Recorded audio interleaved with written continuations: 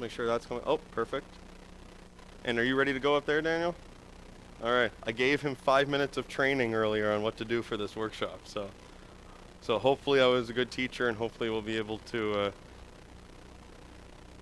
go smoothly. But are we on the title slide? Perfect. So I'm excited to do this workshop with you guys because it's a relatively new workshop that we've been putting together for Ratio Christi Canada. One that we just actually did the first time about a year ago this weekend, I think. It's still quite fresh, and we are really hoping that people will see the value of it and we'll be able to do this in more churches and schools and whatnot. But for those of you, I think most of you know me, but for those of you who don't know me, do you know me? I don't know if you know me. Probably not. No, that's all right. It's okay. But for those of you who don't know me, my name is Cody, and I work with a ministry called Ratio Christi Canada. And we are a ministry dedicated to helping young people better understand, share, and defend the Christian faith. And we want to help equip the rest of the church to do the same. And today we're going to do so, if this will work properly. Can I get this new clicker to work? I just got this in the mail yesterday, a couple of days ago. Let's see if this works. No? All right, well, Daniel, I might need you to, there we go. All right. We are going to do a workshop today on tough questions that your kids may ask, or grandkids, or nieces, or nephews, whoever, the kids in your lives. The tough questions that they may ask. And, I guess it would help if I sync these up. All right. So, this is going to be a discussion-oriented workshop. For those of you who've heard me speak before, I'm not going to be just talking for an hour straight. This is going to be interactive. We are going to work through this together. In fact, anybody want to volunteer to lead this? Nobody? No, I'm joking. You look scared for a moment. No, this is going to be a discussion-oriented workshop where we're going to learn some straightforward answers to some of the tough questions that are facing your kids and grandkids, the kids in your lives. Now, why do we want to do this? Why do we want to take the time to wrestle with these questions for ourselves and learn how to answer them? Well, it's because we have a big problem to deal with. If we can get that to work. Oh man, there we go, the drama. There. Studies have shown time and time again across denominations, across regions, that anywhere from 60 to 90% of church-raised young people are leaving the church and abandoning the faith by the time they finish college or university. And many are leaving even earlier than that. And I'm sure each of us can think of at least one such young person, probably more, who have abandoned the faith, who have fallen away. And alongside these fall-away rates, we're also seeing a growing trend in our society of people believing that truth about reality is completely relative, that religion is completely irrational, and that Christianity has no factual basis, even though it claims to be rooted in real historical events. These are the types of objections that arise from these young people that are falling away. They're being influenced by by our current culture, and whereas Scripture tells us to be transformed by the renewing of our mind rather than being conformed by the patterns of the world, we're seeing the opposite with our young people. When we ask these young people why they've abandoned the faith, when we ask them to tell us in their own words why they chose to leave, answers are pretty consistent across the board. A national study conducted in 2016 by the Center for Applied Research in the Apostolate asked young people who left the church to specify their reasons for leaving. And in their own words, they gave answers like, because I grew up and realized it was a story like Santa or the Easter Bunny. As I learn more about the world around me and understand things that I once did not, I find the thought of an all-powerful being to be less and less believable. I realize that religion is in complete contradiction with the rational and scientific world, and that to continue to subscribe to a religion would be hypocritical. Again, these are what our young people are saying in their own words, those who fall away. In a more recent study, published by the Barna Research Group in 2018, and Barna, for those of you who don't know, they're basically the poster child of Christian research groups. In a recent study published in 2018, they determined that among the leading barriers to faith, 3 of the leading barriers to faith for children ages 13 to 18 and for young adults were 1, difficulty believing that a good God could exist when there's so much suffering and evil in the world, belief that science refutes too much of the Bible, and a refusal to believe in quote-unquote fairy tales. I like that one. That one's my favorite. And so, what's happening here? What's happening is that these young people, and whenever they might go to church, but what they're really being influenced by, what they're really being conformed to, is not the pattern of Christ, but the pattern of the culture. And they start to see the Bible and Christianity as foolishness. It's not difficult to see the parallels between these two studies, right? What we have here are what we call intellectual barriers to faith. As these young people are being told in school, by the media, and from the people they brush shoulders with in their day-to-day lives, they're being told by them that religion, and Christianity in particular, is irrational, indefensible, and irrelevant. And they're believing it.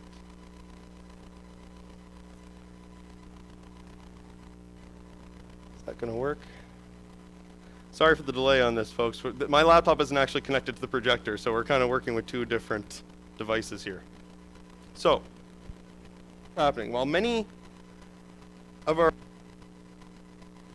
hear about Christianity as they grow up, and may even attend Sunday school, and sing songs like "Jesus loves me, this I know, for the Bible tells me so," they gradually ask more and more questions, which, when gone unanswered, turn into doubts. Doubts about the truth of the Christian faith and whether or not they really can believe the Bible when it tells us so. They begin to ask questions like, does God really exist? Mom, Dad, does God really exist? Why do we believe in God? And did Jesus really rise from the dead? Grandma, Grandpa? Did Jesus really rise from the dead? Why do we celebrate Easter? And is the Bible really reliable? Is it historically reliable? Why should we trust the Bible? Pastor? Why should we trust that book you preach from every Sunday morning? Now, don't misunderstand me. These are all good and important questions to ask. But the problem arises when these questions go unanswered.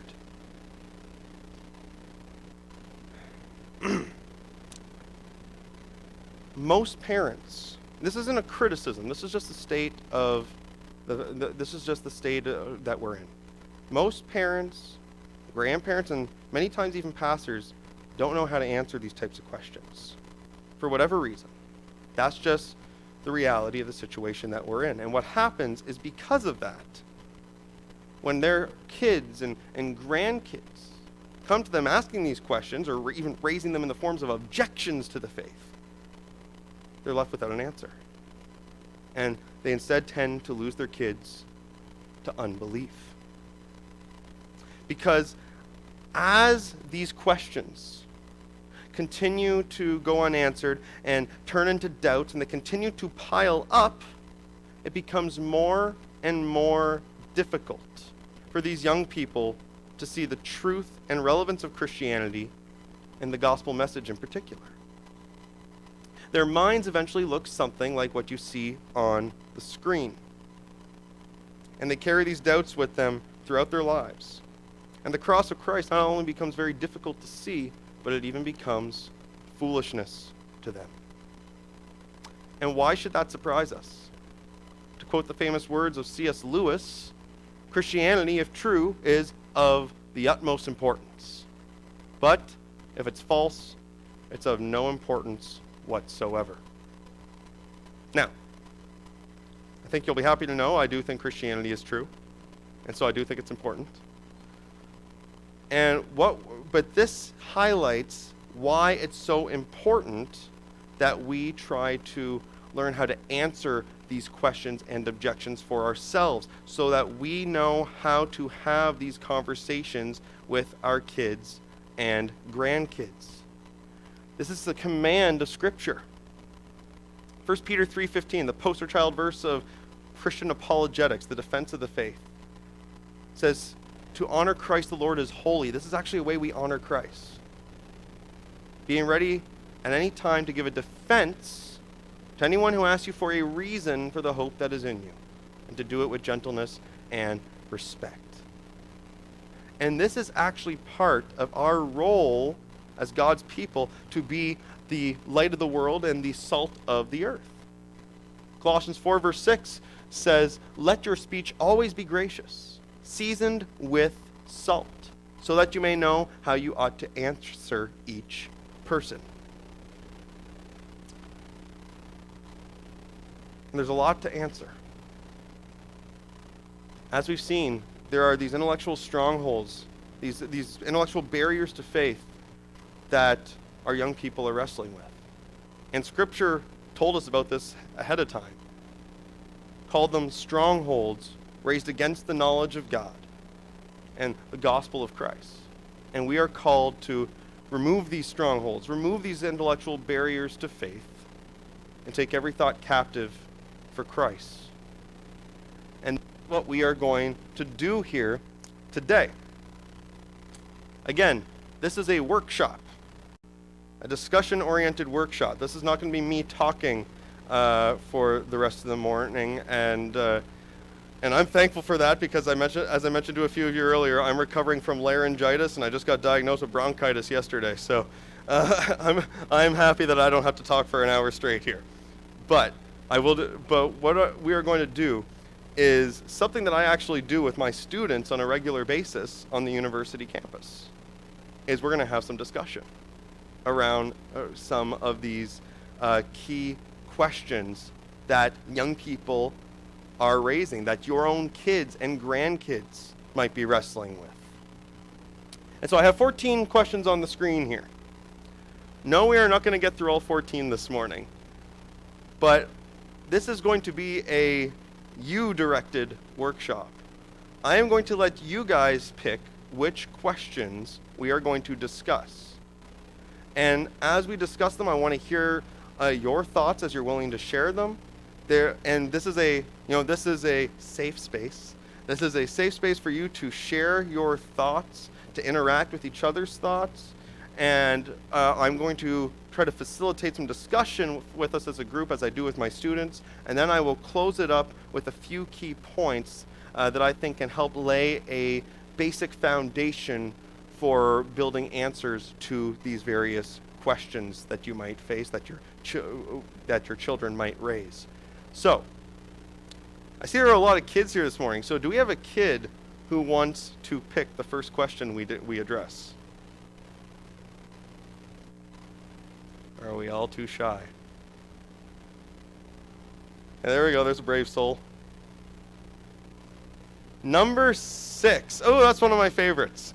Number 6, does the Bible contradict science? So can you pull that one up for us, Daniel? Perfect, there we go. So does the Bible contradict science? There are a lot of different ways this question gets framed. You know, does the Bible, is the Bible a scientific textbook? You know, does it teach science in any way? Does the Bible, or does it have, ancient science that contradicts modern science? Does the Bible undermine science anyway, discourage us from doing science? Does the Bible teach things that actually contradict what we know from our study of the natural world? And does the Bible make false predictions about what we would expect to find in the natural world? So there are various ways this question's formed, and what I want to know here is your thoughts. Does the Bible contradict science? Take it from any angle you wish. Sure.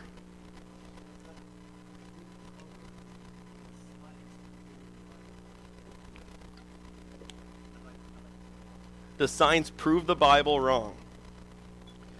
I will address that a bit in the answer, yeah. But that's kind of another way of phrasing the question. Does the Bible contradict science? Because if the Bible contradicts science, they would say that the science is therefore proving the Bible wrong. The Bible got it wrong, science got it right. Right? So what do you guys think? I want to hear your thoughts. Does the Bible contradict science? And again, this is a safe place. Feel free to share as much or as little as you would like. No. No. No. No. It's not a book per se, but whatever the Bible does say about science is true. So it's not a scientific textbook, but you're suggesting that there might be some scientific stuff in the Bible, and might have some stuff that speaks to the same stuff science would speak to, and whatever it says, it's true, so we wouldn't expect it to contradict science. Okay. Sorry, yeah, I just want to make sure. I'm just rephrasing to make sure I understand. Yeah, when I'm rephrasing it, I'm not trying to trap you or anything. I'm trying to make sure I'm understanding and that it's clear for everyone in the room. So, somebody else had one? Yeah. Okay. Okay.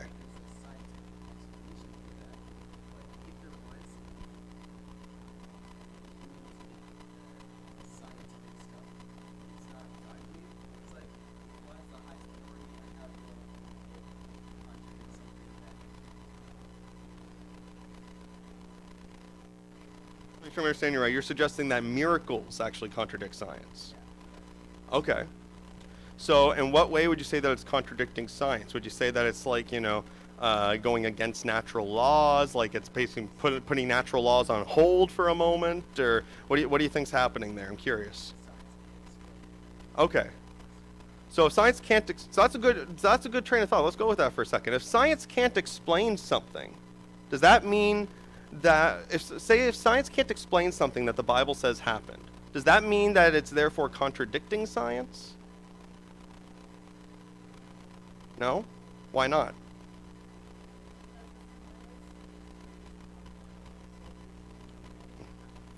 Okay.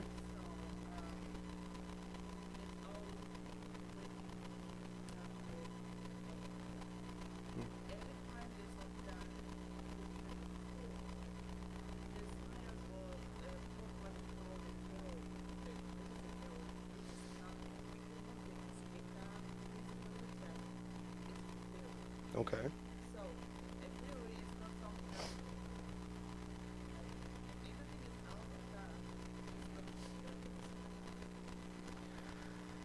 Yeah, so you bring a couple of points there. So, in the first place, there are different terms we use in the sciences. Which, by the way, for those of you who don't know, I guess I should have given a little more background about myself. I actually have a Bachelor of Science in biology, and then I decided to go on into apologetics and theological studies and whatnot. So yeah, science is very near and dear to my heart. So. And in the sciences, we use some different terms to describe different levels of explanation. So we'll use words like a hypothesis, right? That's whenever we have a working explanation, but that is still, being tested and whatnot. We're still, and it's very much in the early stages of testing. We haven't really come anywhere close to showing that explanation is actually the way things actually are, that it's actually true. And then there's that word that gets thrown around a lot, theory. And a theory in the sciences, when we use it in scientific language, it doesn't actually mean the same thing that it's often used in common language today. In common language today, the word theory is often used to describe, well, that's an idea I have about something, right? I can't prove it, but that's my theory of what's going on there, right? You know what I mean? That's the way people use it in common language. But that's not actually how it's used in science. In the sciences, theory is a step above hypothesis. When a hypothesis has been tested so many times and the hypothesis has turned out to be true, every time in the explanation, so it reaches the level of theory status, where it's considered as being kind of like in a court of law. It's kind of proven beyond reasonable doubt to a degree. So now, that said, not everybody agree, and the sciences agree what should be considered a theory and what not on that level. So I'm getting to that. So not everybody agrees what should be a theory or whatnot. And so there's debate as to, well, how well proven is this? The next step up is law. When you get like a natural law. So gravity. At Einstein's time, it was the theory of gravity and whatnot. At this point, many scientists call it a law, the law of gravity, because it's been, like they even observed for the first time a few years ago gravitational waves and whatnot. So that it's one of those things that's proven to. I guess that one would be the one proven beyond reasonable doubt. Theory is more like, what would be the best way to put it? I think the best way to put it, just simply, and don't quote me on these figures because I'm just making this up to illustrate the point. If a hypothesis has a 10% certainty and a theory has a 70% certainty, a law has like a 99% certainty as to what it actually being true. Does that kind of illustrate the difference between the three? So all that coming back to science and the Bible. Whenever we have something that the Bible teaches that science can't really touch on, sometimes there are scientists who try to propose a natural theory for it. So like Moses parting the Red Sea. There's some really interesting theories out there about what actually happened, some what we call naturalistic theories of what happened with that, right? Does anybody know of any of them? Yeah, one was like a big wind that came through and kind of pushed the water. Was so narrow that the wind actually blew all the water out of the way for a period of time so that they could cross. So that's one of the theories. Anybody know of any of the other ones? Yeah, it kind of dried up a bit, not necessarily by a wind, but by some other means. Like there's one theory that somewhere in the Red Sea there's this big underwater passage that is actually very close to the surface, and they just happen to go on low tide. So so there's there are some different types of naturalistic theories for those. And what I want to say about that in the context of miracles, because I'm glad you brought this up, because this is a big part where people think science contradicts the Bible, is with miracles. There's a couple of things I want to say about miracles in that context. One is, what is a miracle? Well, there's not a lot of agreement on how to define a miracle.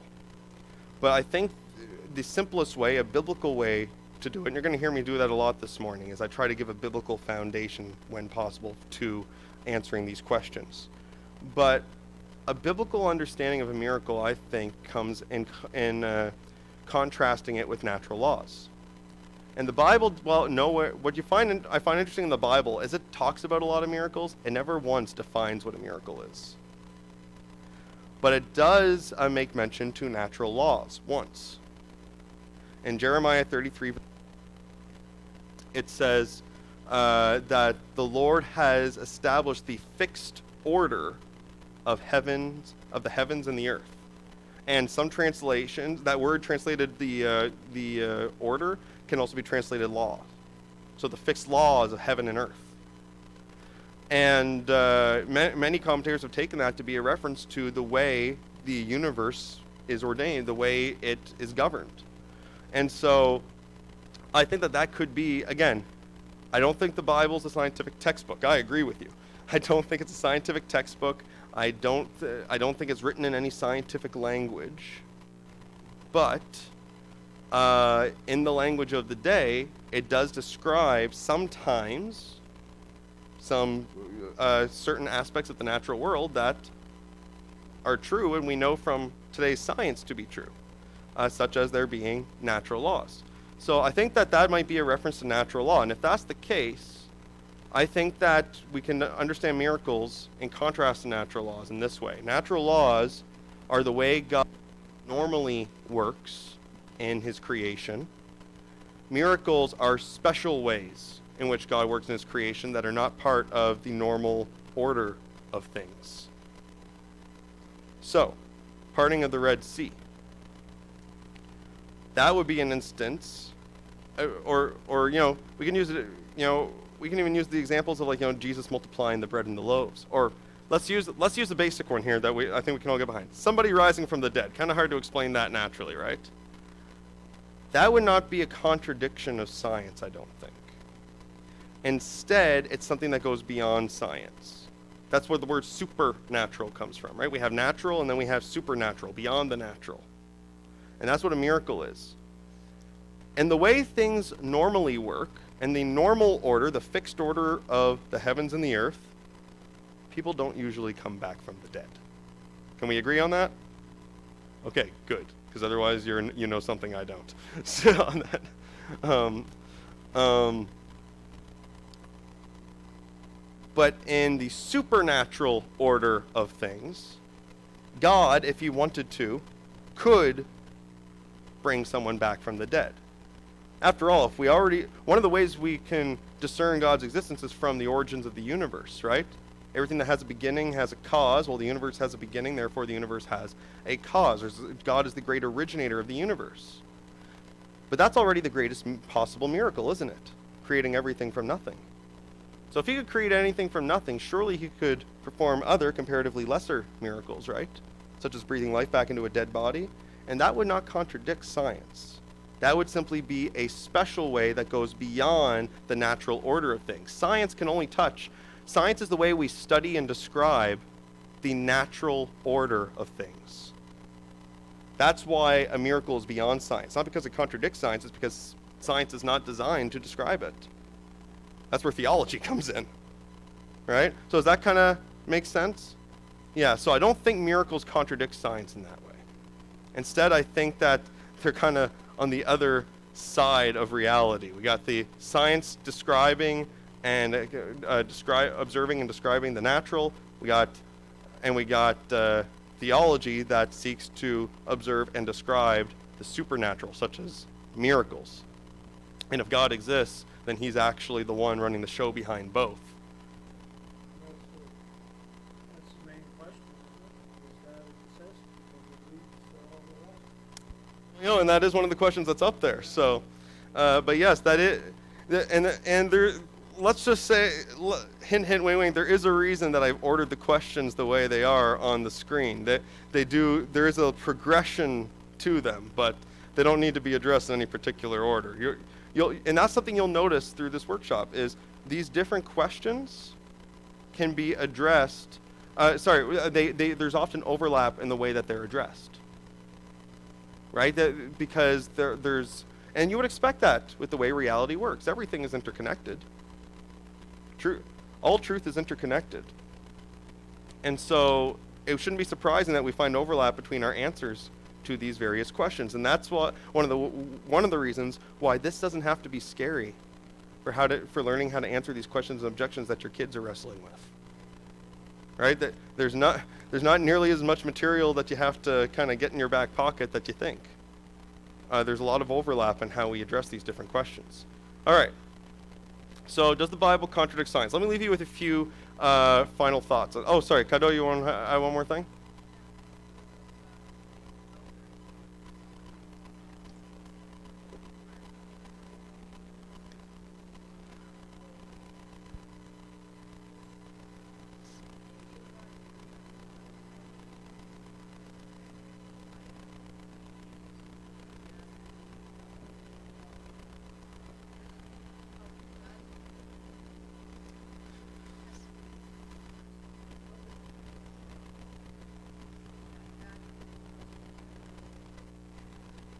Yeah, we're able to fix the body. Why couldn't God do that too, right? Just in his own ways.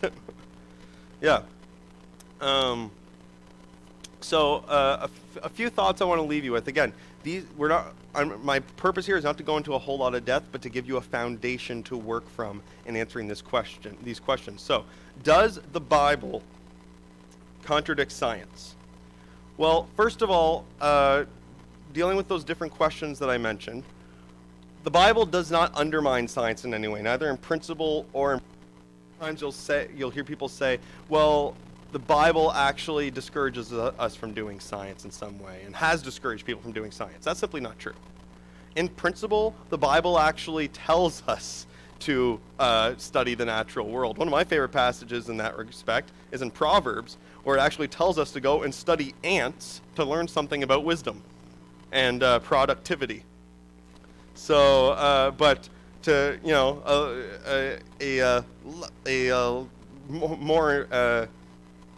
a more direct example is even in Romans 1, where we're told that studying creation actually points us to God, right?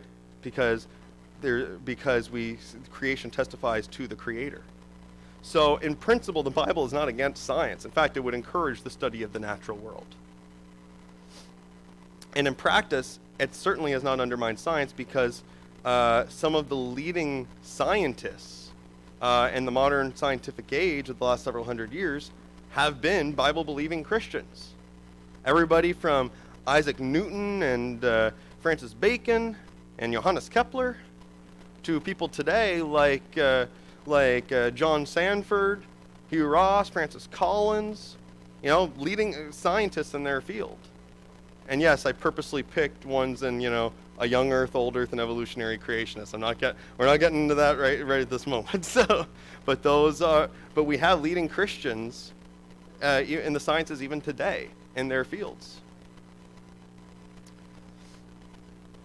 Now, again, as mentioned earlier, the Bible is also not a scientific textbook. We should not make the mistake of treating the Bible as some sort of secret treasure trove of secret knowledge about the Bible, about the natural world ahead of its time. That leads to what we call eisegesis, trying to read our own views and modern scientific views into the text. We got to be careful not to do that. Okay, like I have a book sitting on my shelf. It's called 100 Scientific Facts in the Bible, and no, it's not. It's not. It doesn't quite hit the mark, in my opinion. But I will say that, as was mentioned earlier, that doesn't mean that the Bible does not have some scientific implications. What I mean by that is, even though it's not a scientific textbook, its aim, its goal is not to teach science, and it's not written in scientific language. There are things that the Bible does teach that, if true, would possibly have scientific implications. For example, if the universe had a beginning, we would expect that the science would back that up, and in fact, it does. Right?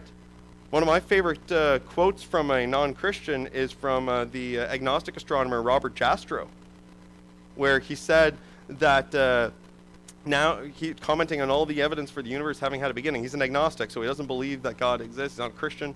But he says, now we see how the evidence points to a Genesis-like origin to the universe. Very interesting choice of words. And he goes on to say, for the scientist who has placed his faith in the power of reason, the story ends like a bad dream. He climbs, how does it go? He says something like he climbs the mountain of inquiry or whatever, and as he's about to pull himself over that final rock, he's greeted by a band of theologians who've been sitting there for centuries. So I'm paraphrasing, I can't get the word for word, but you get the idea. It was something along those lines, and so that's one of my favorite quotes from a non-Christian that actually helps bolster our case, makes our point for us. Now, again, on this line of thought, as was mentioned, truth is truth, no matter where we find it, whether in God's word or in God's world. So if it is indeed true, they are not going to contradict. If the Bible is true, and what we believe we know from science is true, the two will not contradict. because truth is by nature consistent. And so what do we do when there appears to be an inconsistency, an apparent contradiction? Well, when there is an apparent contradiction, if we can get this to work, there we go. When there is an apparent contradiction between the two, between God's word and God's world, there's three options that I would suggest as a conservative Christian.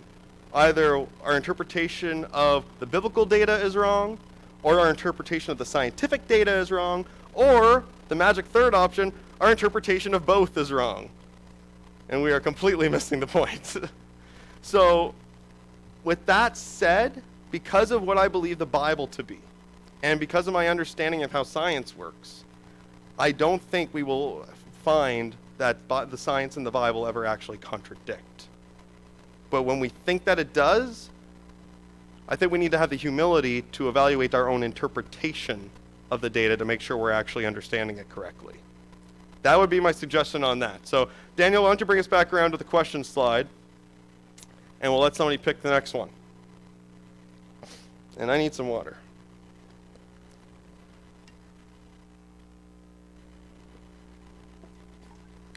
All right.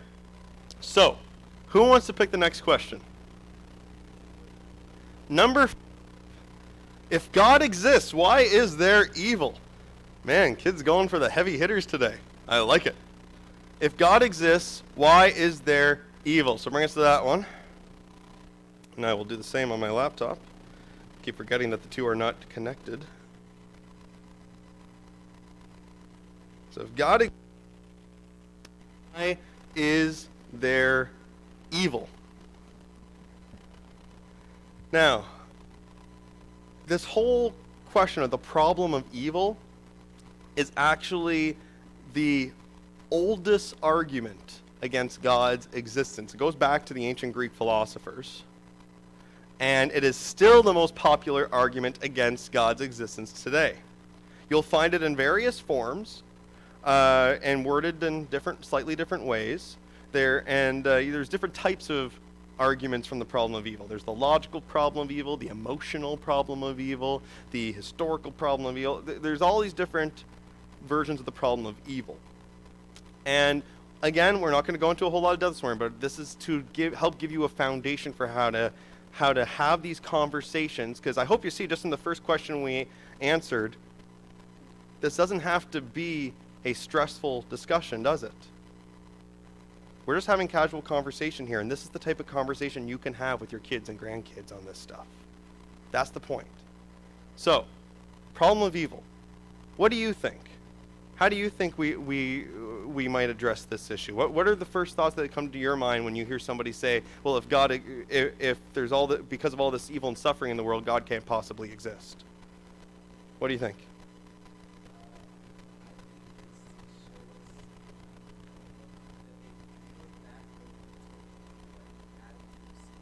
Mm.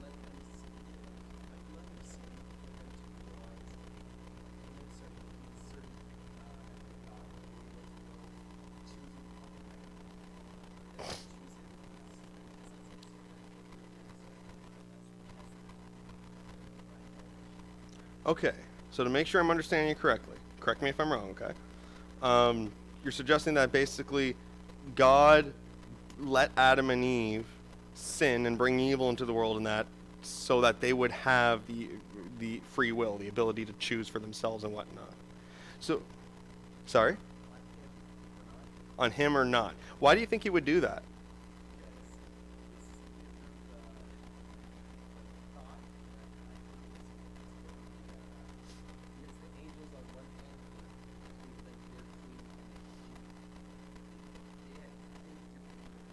Okay.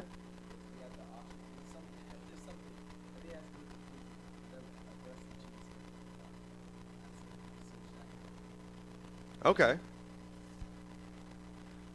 In order for them to have the freedom to choose, there had to be evil. The option to choose between good and evil, basically. Okay. Any other thoughts? Anybody else? Whether you want to interact with that answer, or if you have some other thoughts you want to bring into the mix?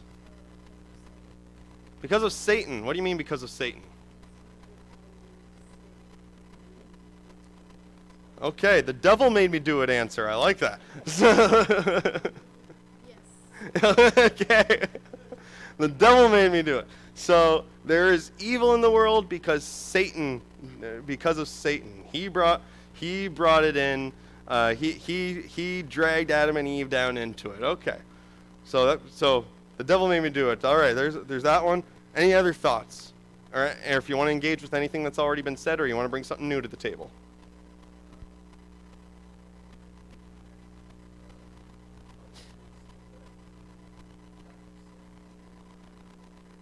Okay.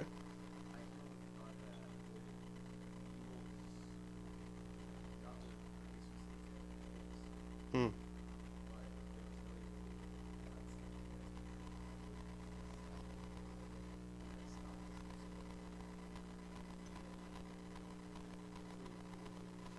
Hmm.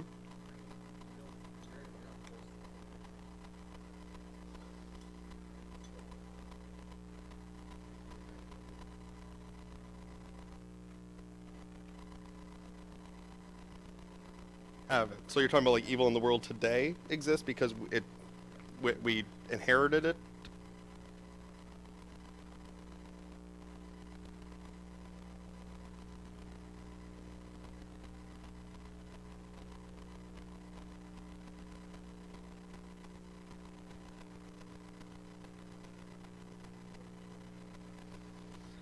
I mean, you steal the cookie partly because you want the cookie, but I don't think it's still. Okay. So it's part. So it basically comes back to this idea of what we call a sinful nature, right? Okay. So evil exists in the world today because of a sinful, and you're connecting that back to Adam and Eve and the free choice that they had to pick between good and evil, or God, or rebelling against God, and possibly tying it back even further to the devil made me do it. Is that kind of what you're suggesting?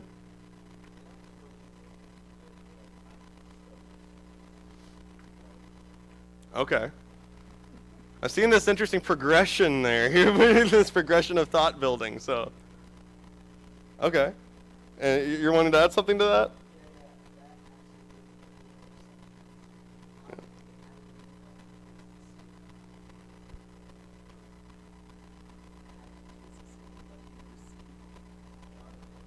Hmm.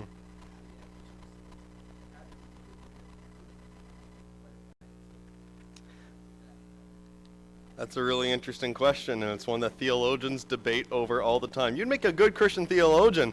Just sit around and thinking about these questions and arguing about it all day. It's great. So, any thoughts on that? How could they have chosen if they had chosen to sin if they didn't already have sin in them? Yeah, it's from an old Christian wrestle with stuff like this for a long time. It's just that God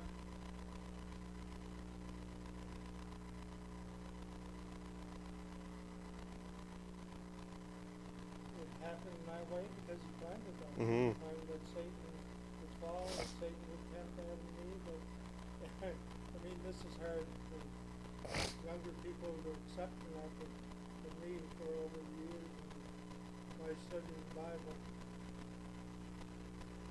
Just I find that that's what people are hard to accept. That God has planned everything. It's one of those divine They don't accept mysteries. that, Yeah. To me, that's without coming to over the years and conclusion. It's all God's plan. It's only for salvation and to glorify Him. So it happened. So they made the choice simply because God planned it that way. Yep. Okay. So excuse me. So that's one of the options that are on the table in the theological debates that this young man is starting to get himself into. Any other thoughts on how we might answer that question, or is that basically what everybody thinks? Just God planned it that way, and we'll leave it at that.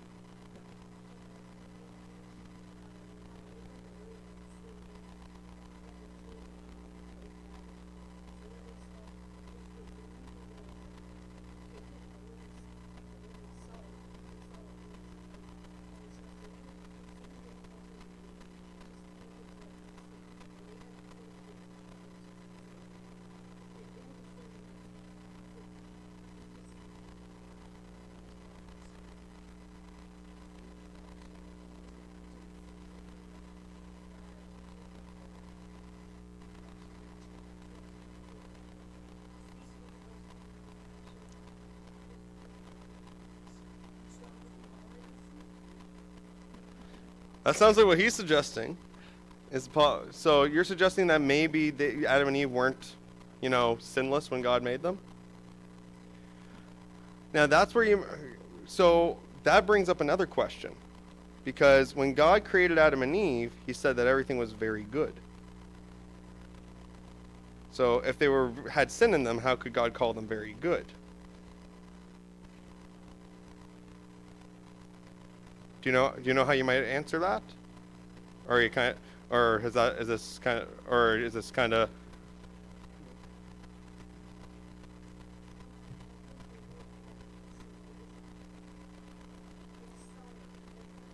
okay, so maybe they didn't have sin and they saw it and it was kind of like a copycat thing. They copied the devil.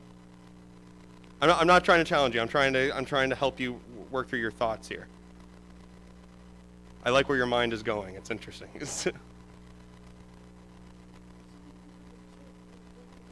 hmm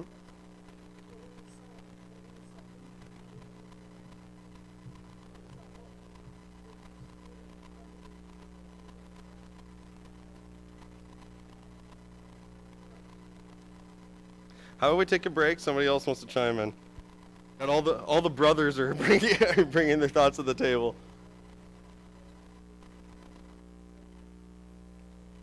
Sorry, can you speak up a bit?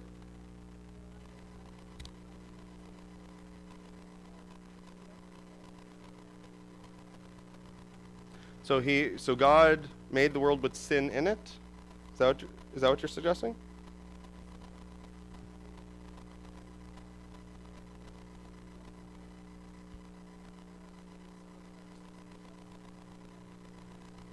So when sin came in, God left it as is. He didn't try to get all the sin out of his creation because he wanted to show the contrast that he is a perfect being and we're sinners.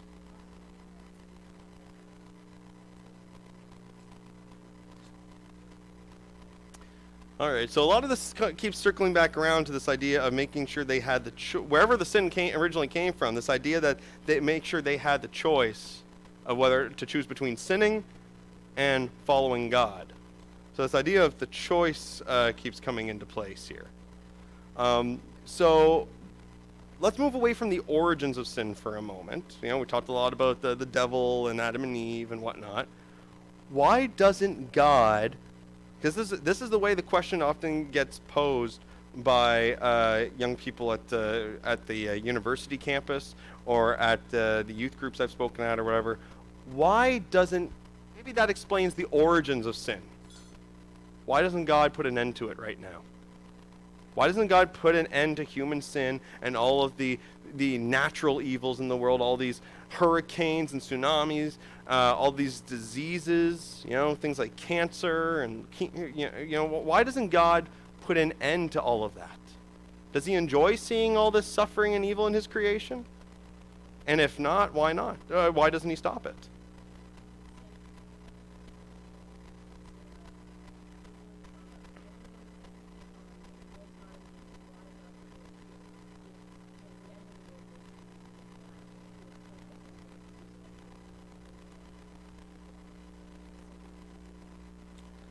That is quite the explanation, Killer.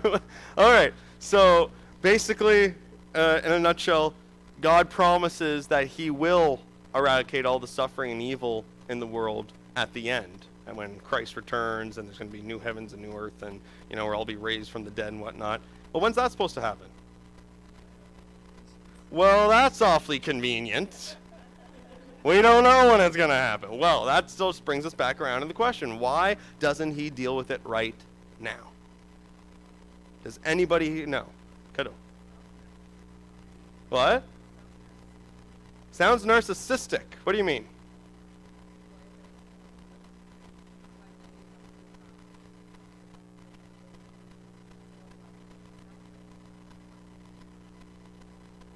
Yeah, like what? Well, that's what why it's quite convenient for those who want to try to hold on to this idea of Christianity being true, that there's going to be this answer to evil, but we don't know when it's going to happen, but we just trust it's going to happen, right?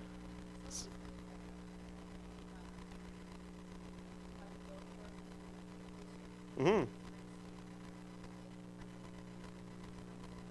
Yeah. Yeah. Well, that is the key to the problem of evil as it's wrestled with from my experience from a lot of young people today, is why doesn't he deal with it now? He can, so why doesn't he?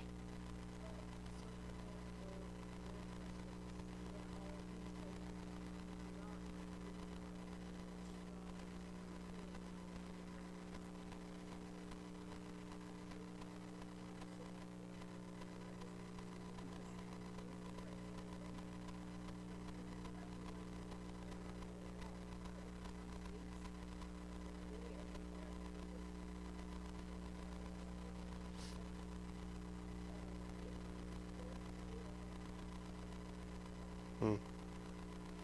So that's one answer, and it actually comes out of 2 Peter. In 2 Peter, Peter talks about scoffers who would come in those days, right, and say, "Where's the sign of his coming?" You say he's coming back to judge the world and usher in a new heavens and earth. Where is he? And Peter said, God is not slow as some count slowness. And then he quotes the psalmist, "A day is as 1,000 years, and 1,000 years are as a day for the Lord," right? And that's not to say, contrary to how that verse gets used today, it has nothing to do with the days of Genesis or anything like that. It has to do with the idea of God being eternal. Time is nothing to God, right? So for him, it would make no difference. From his perspective, it makes no difference to wait a day or to wait 1,000 years. But the question is, from our perspective, those of us bound in this time universe, why is it taking 1,000, 2,000 years so far? And why might it take longer? Well, Peter says, because of you, so that more may be saved. How many more? We don't know. But that is something we should want to wait for, is for more to be saved. We all have loved ones who aren't believers, who aren't saved, who we want to see saved, don't we? Wouldn't we want God to hold off his return so that we can hopefully see them saved? So rather than it being narcissistic, it's actually very gracious and merciful for God to hold off his second coming. Does that make sense? So to make sure we have time for another question, I did promise we'll get through at least 3. Let me highlight a few key points for you here on the problem of evil. And you guys actually hit a lot of the stuff that I have up on the screen here. So kudos to you guys, especially you kids. You kids hit a lot of key points, especially on the origins of evil and whatnot. Good job. I'll tackle it a little differently, maybe.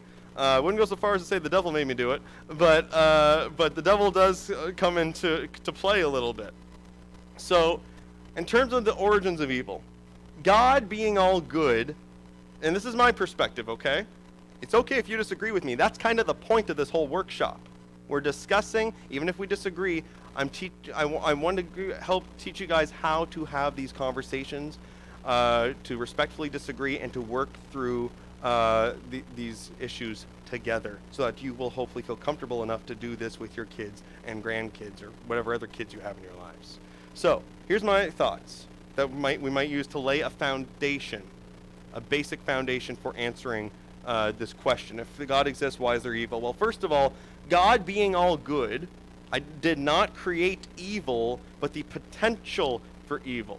Now, there's a whole philosophical, basis for those choice of words. We're not going to get it again. I'm not wanting to get into too much depth this morning, but in sum, he did not create evil, but the potential for evil, or the potentiality for evil is the technical word, and an originally very good creation.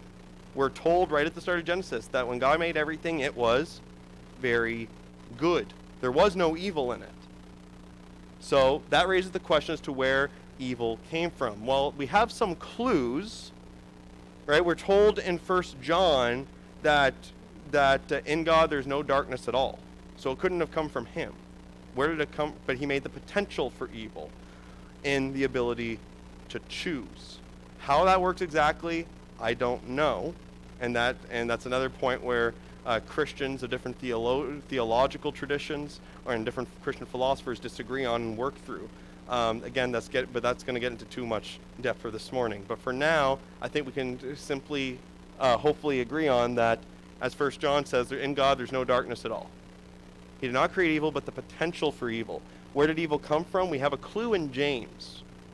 In James 1, James says that God does not tempt, nor can he be tempted.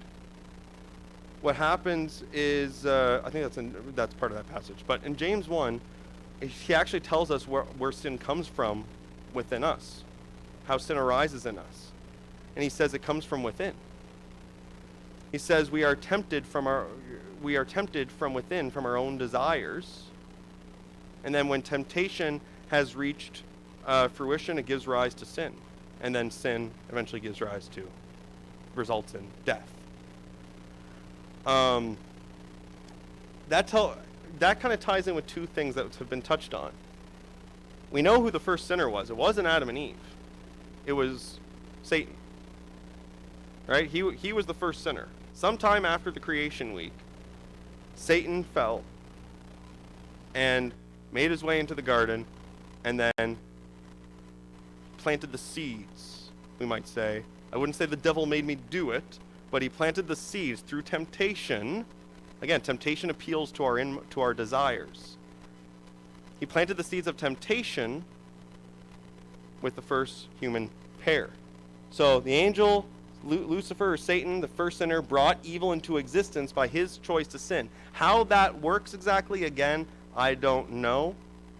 But if we're trying to trace evil back to its original source, that's as far back as we can take it in the Bible, is with Satan. Whether or not, for some reason, this particular angel had sin arise in him. How that works again, I don't know, but that's what we can affirm as a basic foundation for answering this question. From there, I leave it to you to figure out how that works if you want to. But from there, humans were then deceived into bringing evil into the world by their choice to sin. So Satan brought evil into existence somehow through his inmost desire, which developed into temptation, which gave rise to sin, and then he basically decided to drag humanity down with him. He didn't make us do it, but he tempted us to join in the rebellion. And so basically with the same lie that he convinced himself of. You can be like God. Right? So that's the first point. Now, what is God doing about evil? Well, from a Christian perspective, we can say that he already is doing something about it. God, being all good, did not create evil, but being all powerful, he will one day remove all evil from his creation and restore the world to the way it was supposed to be. And that whole, trust me, I'm going to do it thing, it's not narcissistic. He's actually being very merciful and compassionate and waiting for more to be saved.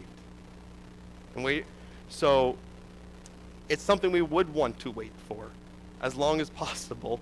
In a sense, yes, we want. It's like what Paul said, I long to go and be with Christ, for that would be much better. But it's for your sake that I remain. In a similar way, we all long for the new heavens and the new earth to come, for that would be much better, wouldn't it? But it's for the sake of others that we remain. For the sake of others that Christ doesn't come back just yet. It's a merciful, compassionate, loving thing for him to do. Now, bringing it together. In the meantime, while we wait, God, while remaining all good and all powerful, allows evil to persist in order to accomplish a greater good. And we have Romans 8, verse 28 that says, for God works all things together for the good of those who love him, right? Now, in context, that passage has to do with our ultimate salvation. And that passage talks about the the creation waiting and longing for its renewal, and the new heavens and the new earth and everything, and our resurrection. But we also see ways in which God works all evil together for good in this life. Now, we don't see how he does it with everything. I believe he does with everything. I believe he's working everything together for good. It tells us that in his word. And one of the reasons I believe this is because we see him doing it even now in some cases. So, for example, in the Bible, we have Joseph, right? What happened to Joseph? His brothers sold him into slavery, right? He gets falsely accused of adultery, of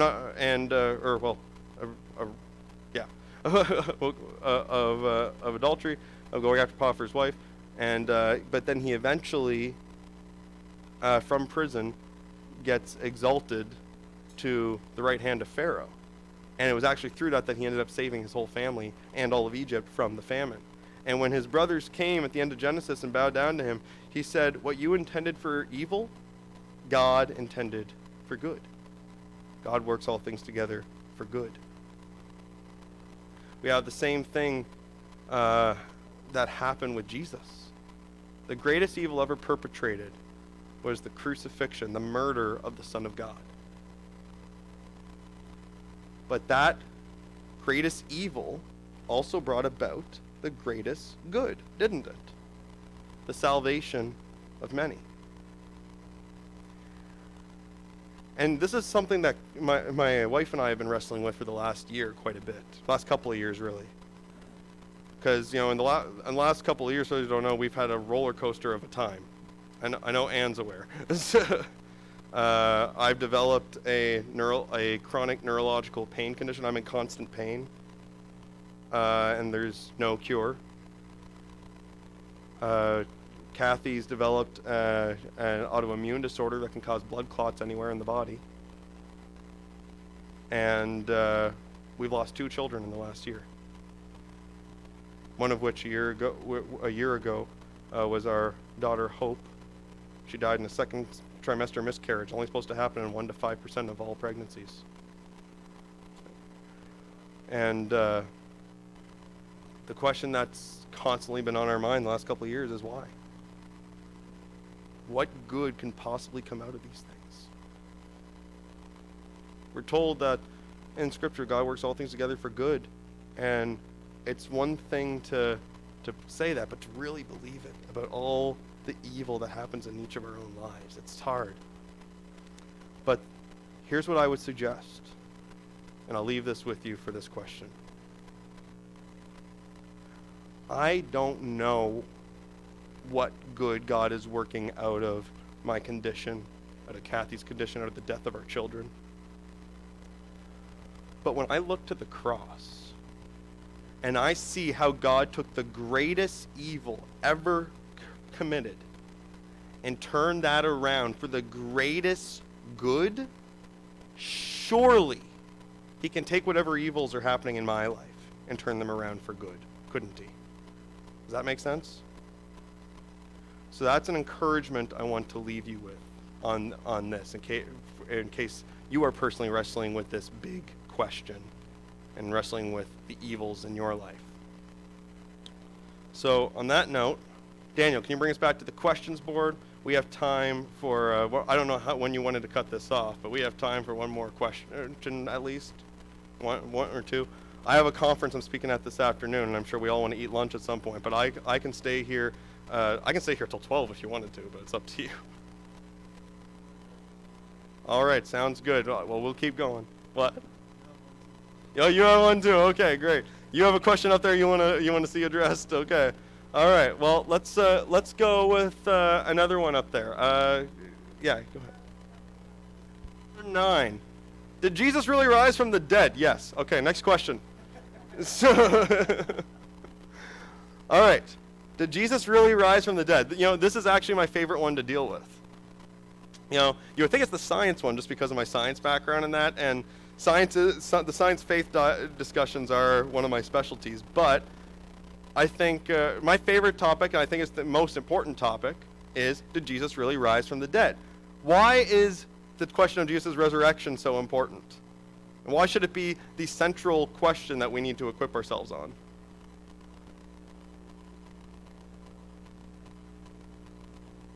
It tells us that when we're going to die, that we're going to rise again. It's a comfort, okay.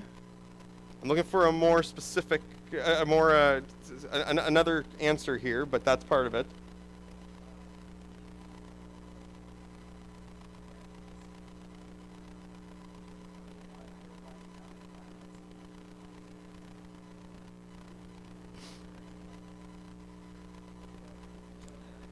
Well, I think, yeah, I kind of see where well,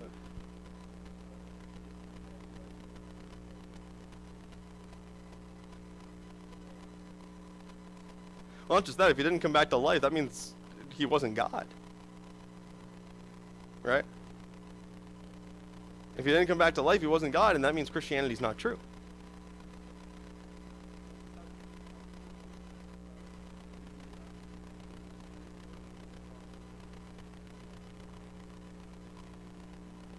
Yeah, we're going to get to that.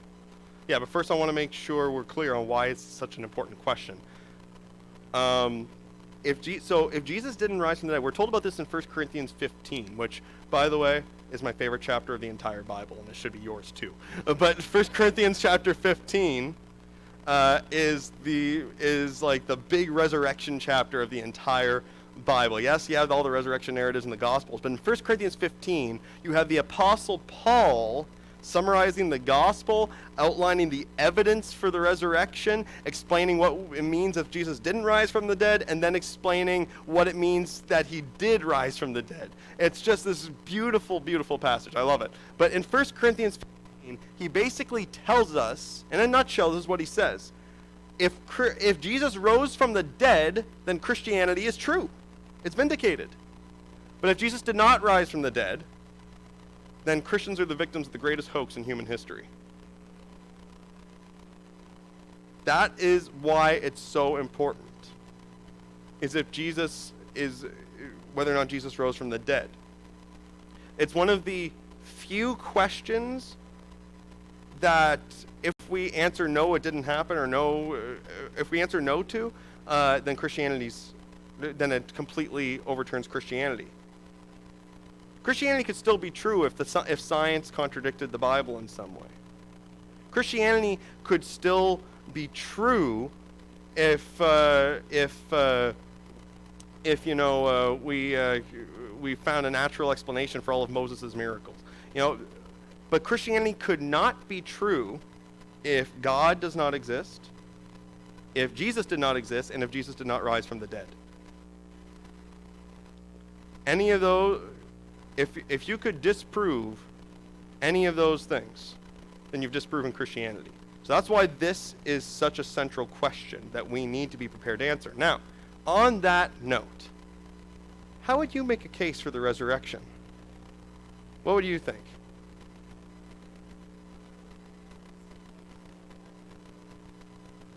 He came back. Okay, so let's come back to the importance of it. You're saying that he rose from the dead to show that God can do anything? Okay. So, yeah, so that could be part of it as well, as to why it's so important to know how to make a case. So, coming to that case, how would you go about, if you have your kid or your grandkid coming to you saying, why do we believe Jesus rose from the dead? You know what? On what grounds do we think that this Jewish peasant 2,000 years ago actually came back to life? Why do we believe Jesus rose from the dead? What arguments or evidences would you give? Or maybe you haven't actually taken the time to think of this before. If not, I'm glad you're here today. What do you think? How would you argue for Jesus' resurrection?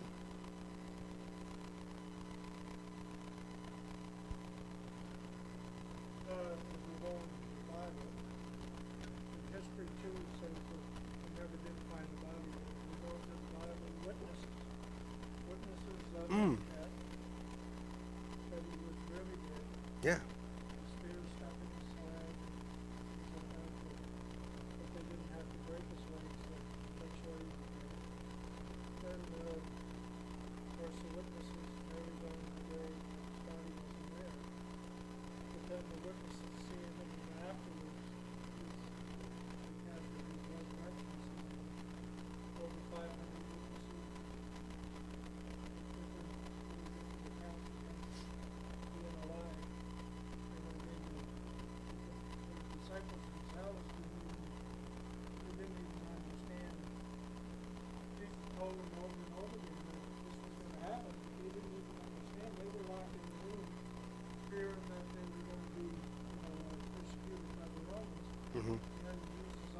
sudden appears to them, they weren't even expecting them to be called.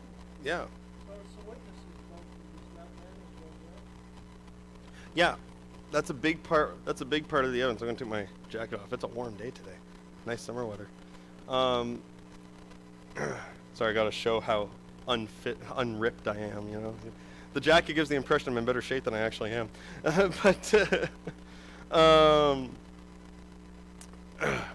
Yeah, that is a big part of the evidence, is the eyewitness testimony. And we have this eyewitness.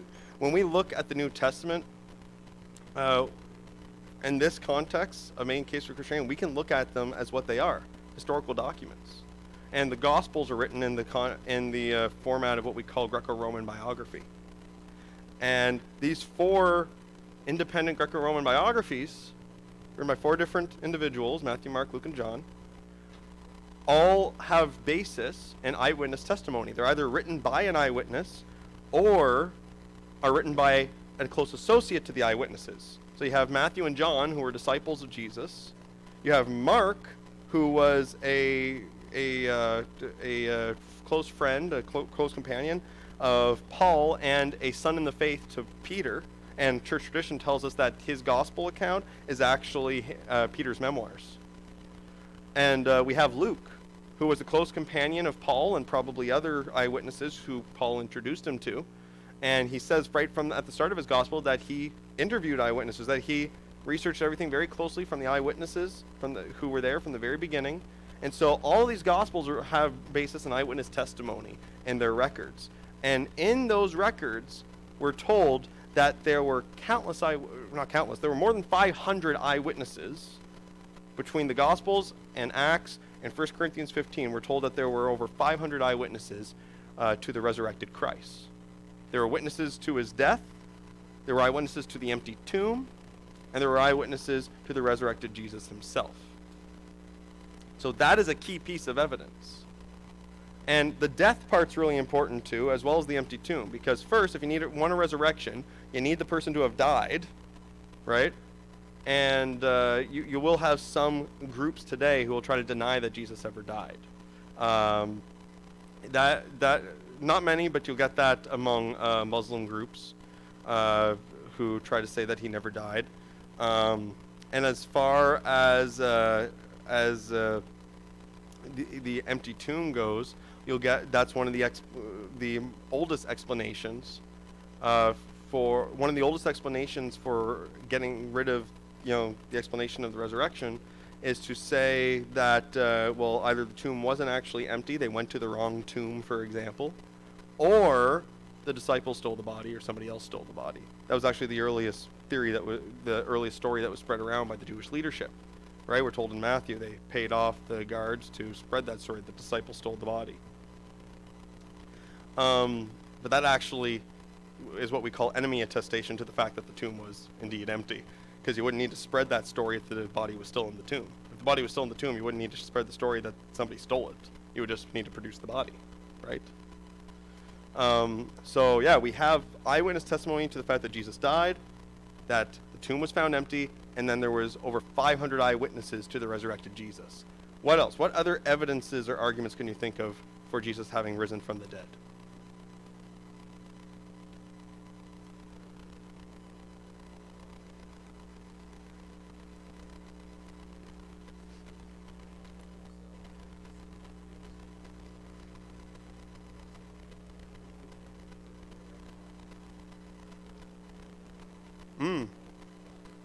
Yeah.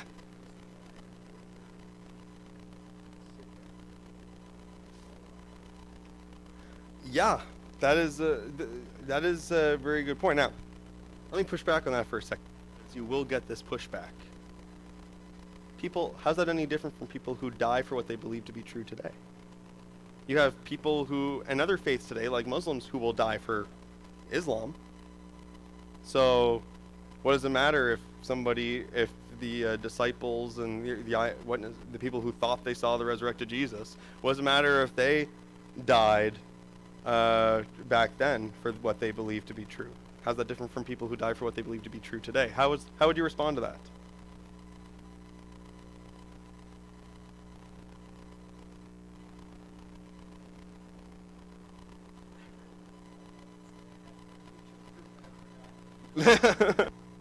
Well, that's not helpful. I guess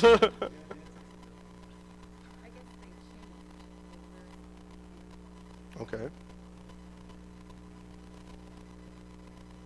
Well, and there's people who have dramatic changes to different faiths today, Christianity or Islam or whatever. But how's that any? But what's the difference between people? So why would we not point to people who change today as evidence that Jesus rose from the dead from a historical context? Like, how's that any different than pointing to the people who changed back then?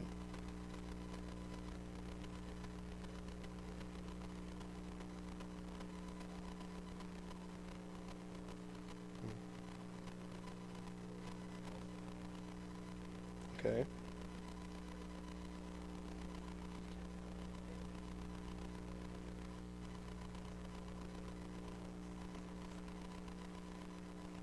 Caesar didn't speak of Jesus. There are outside accounts of Jesus, but not one by Caesar. Yeah. Okay. Okay. Yeah. Yeah, there are people like Tacitus and Pliny the Younger and people like them. Yeah. Okay. That still doesn't. So we can get to that in a moment, but I still want to see if somebody can answer this question. How is people dying for their faith back then counted as evidence for the resurrection if we still have people doing that today for other faiths? What's the difference? Spike, you had your hand up. Do you have an idea?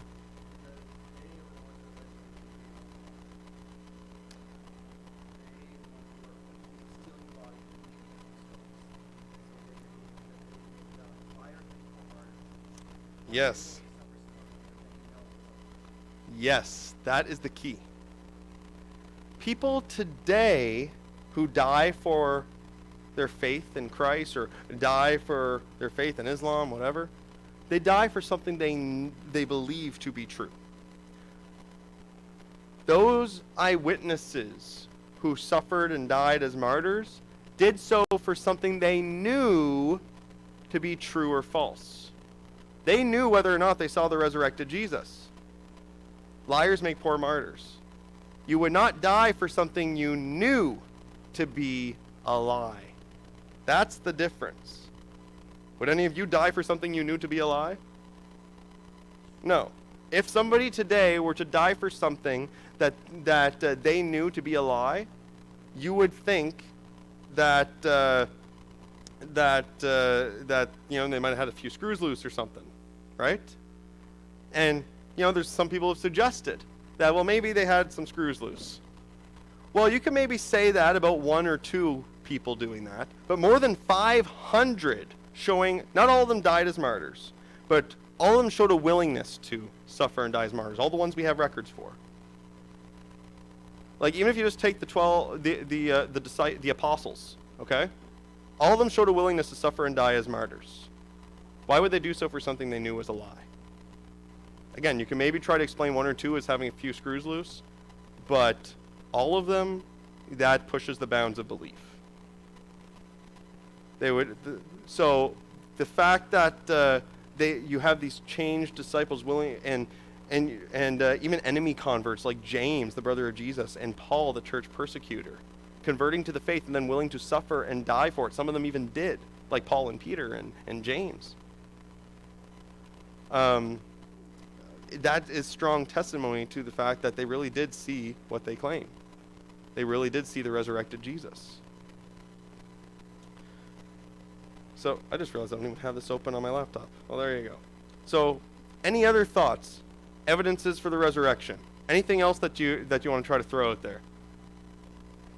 Anne can cheat because she heard me give a talk on this on Easter weekend.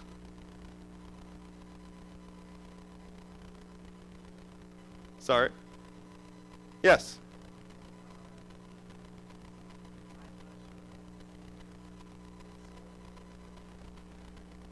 Like they saw the resurrected Jesus? Yeah, well, that's what we were just talking about. There was all these eyewitnesses to the resurrected Jesus. Yeah, there was many appearances over the course of about 40 days.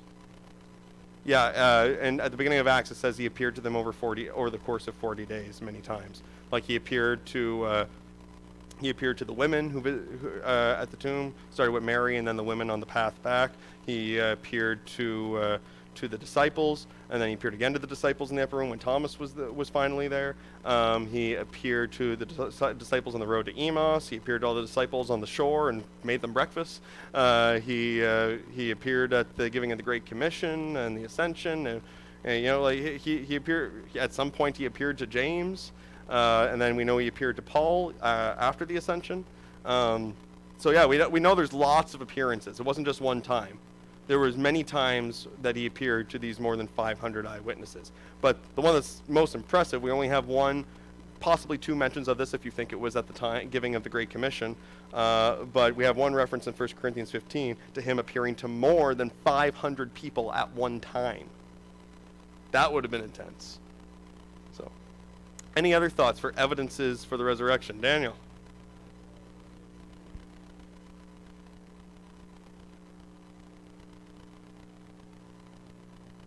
Very good. Those are two really good ones. So let's start with the first one. Embarrassing testimonies.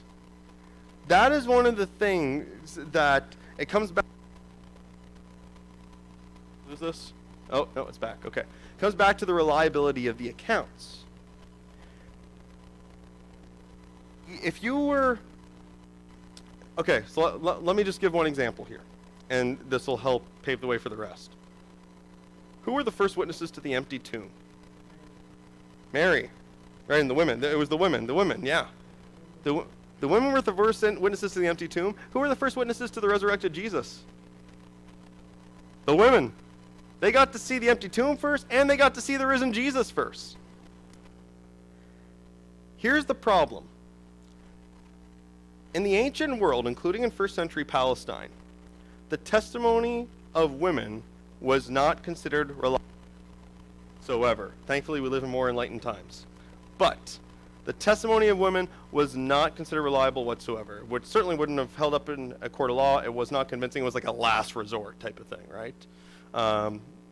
And even then, people felt that it would hurt their case more than help it many times.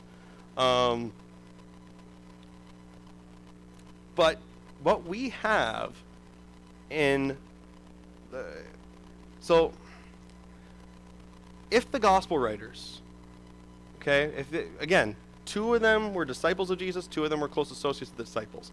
If they were making this stuff up, if they were trying to make up a story of this God-man dying and rising from the dead, and his tomb being found empty and him appearing to people, the worst thing they could do in the first century world to make their story sound convincing first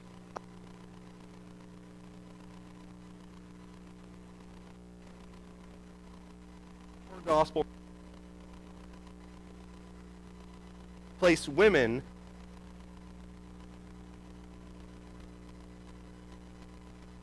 Jesus. This means one of two things. Either all gospel writers were equally stupid and did not know how to make up a convincing story, or they were simply telling the truth no matter how it might have looked to their readers. And the truth of the matter is that early on that first Sunday morning, that first Easter morning, a small group of women showed up to the tomb, found it empty, and the risen Jesus appeared to them.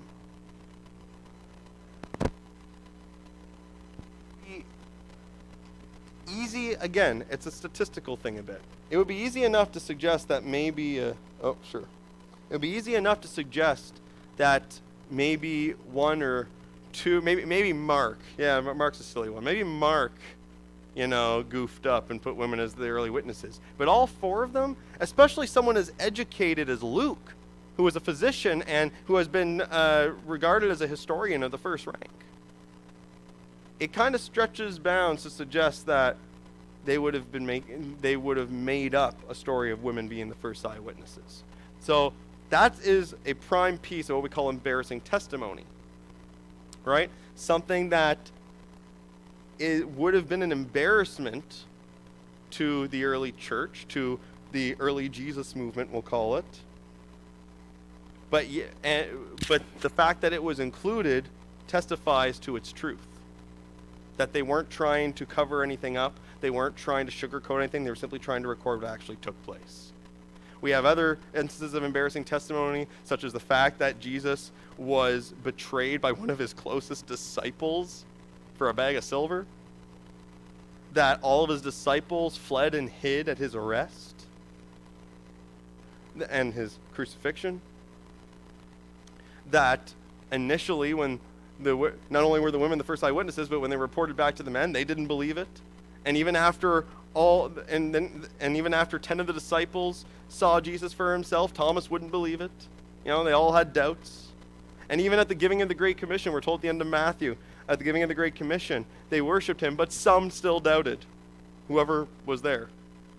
It was more than just the 12, or 11, now 11.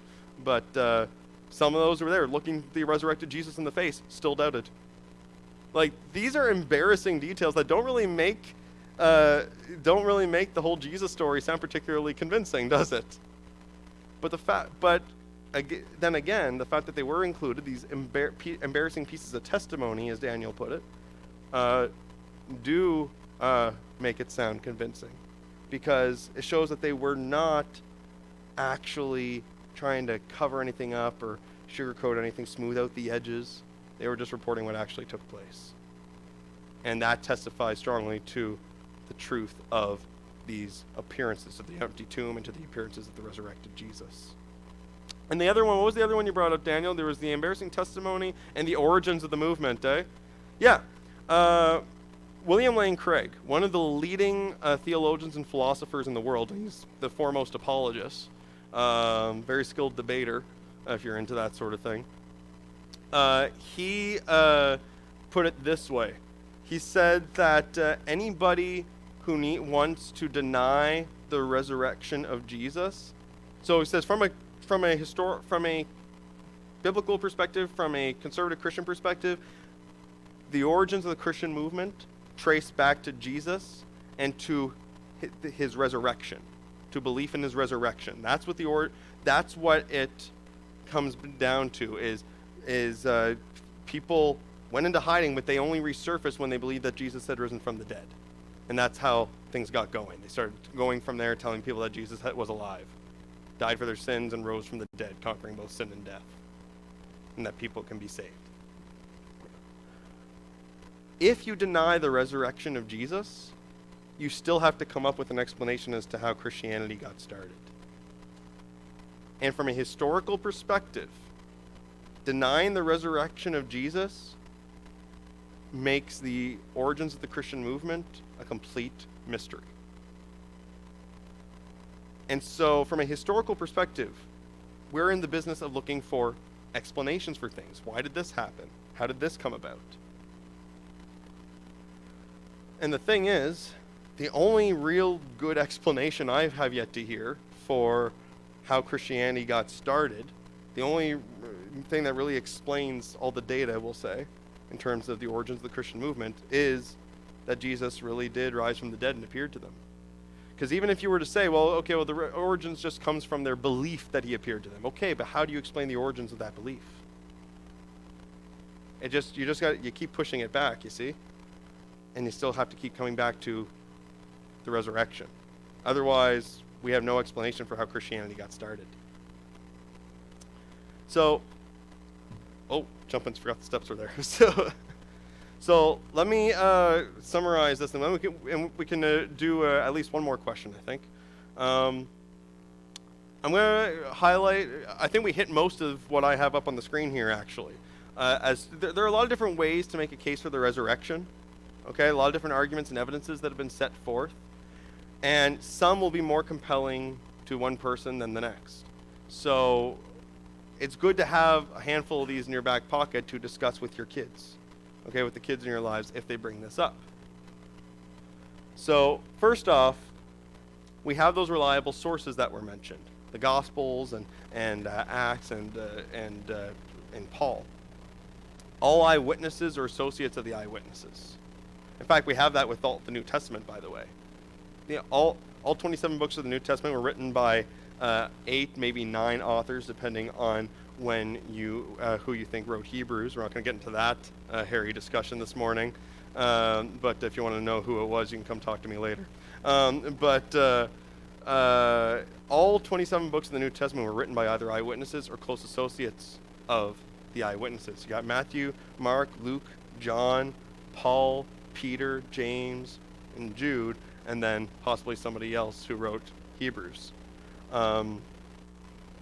So we have very reliable source material from a historical perspective in terms of looking for historical evidences for the resurrection in our New Testament. And then we have corroboration from outside sources, as was mentioned earlier, from non-Christian sources even, like the first century Jewish historian Josephus and the Roman historian Tacitus and the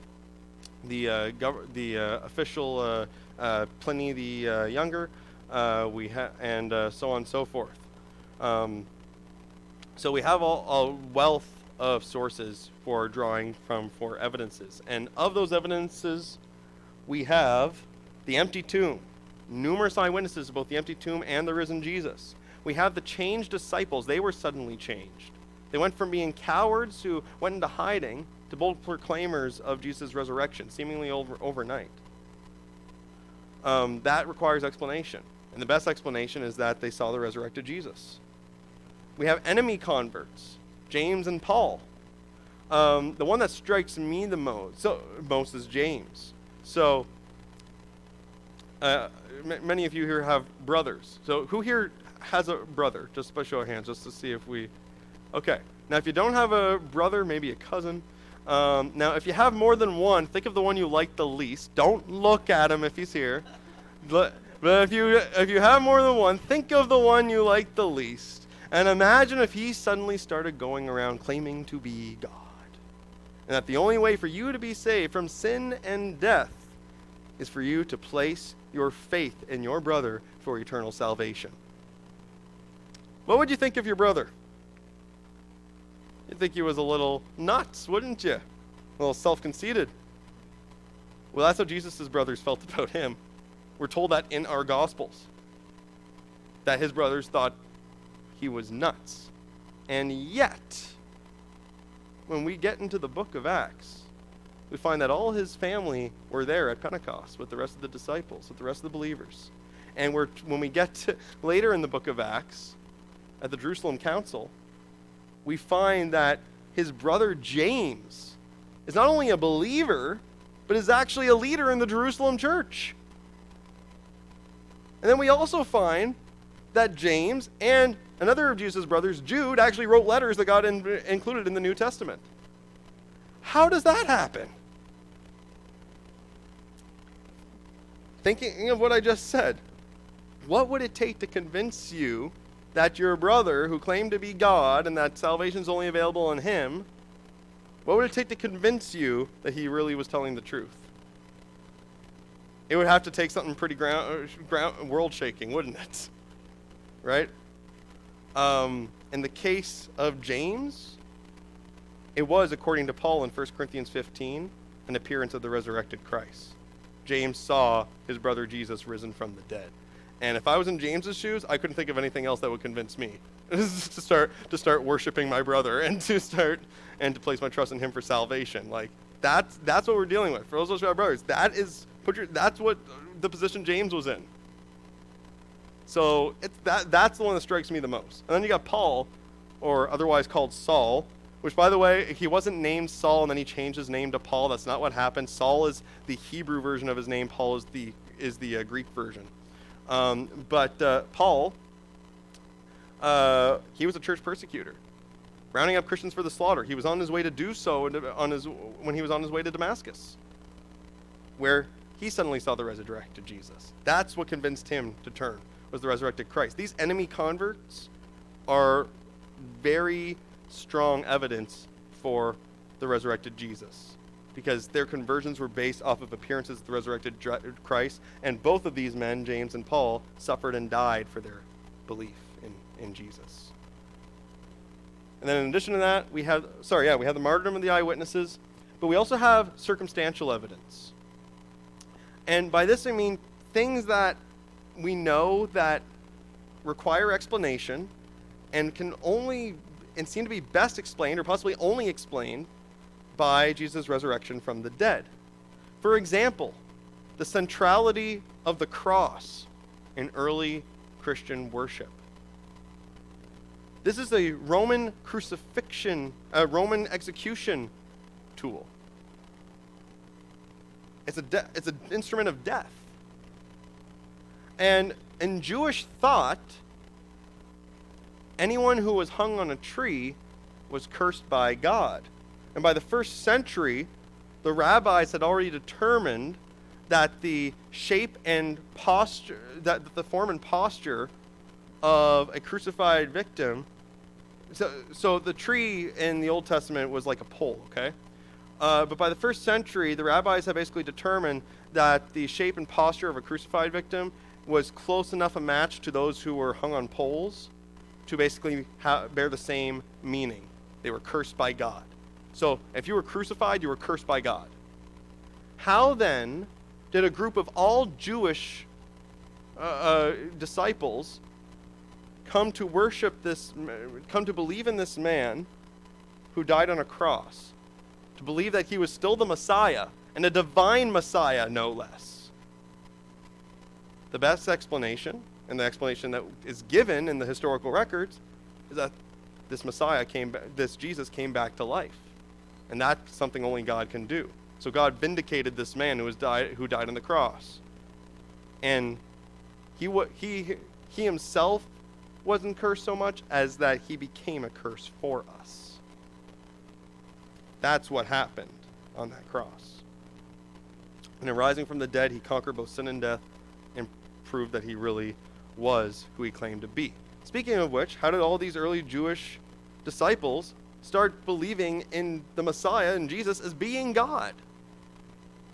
That's something else that requires explanation. Right? These are monotheists. They only believe in one God, Yahweh.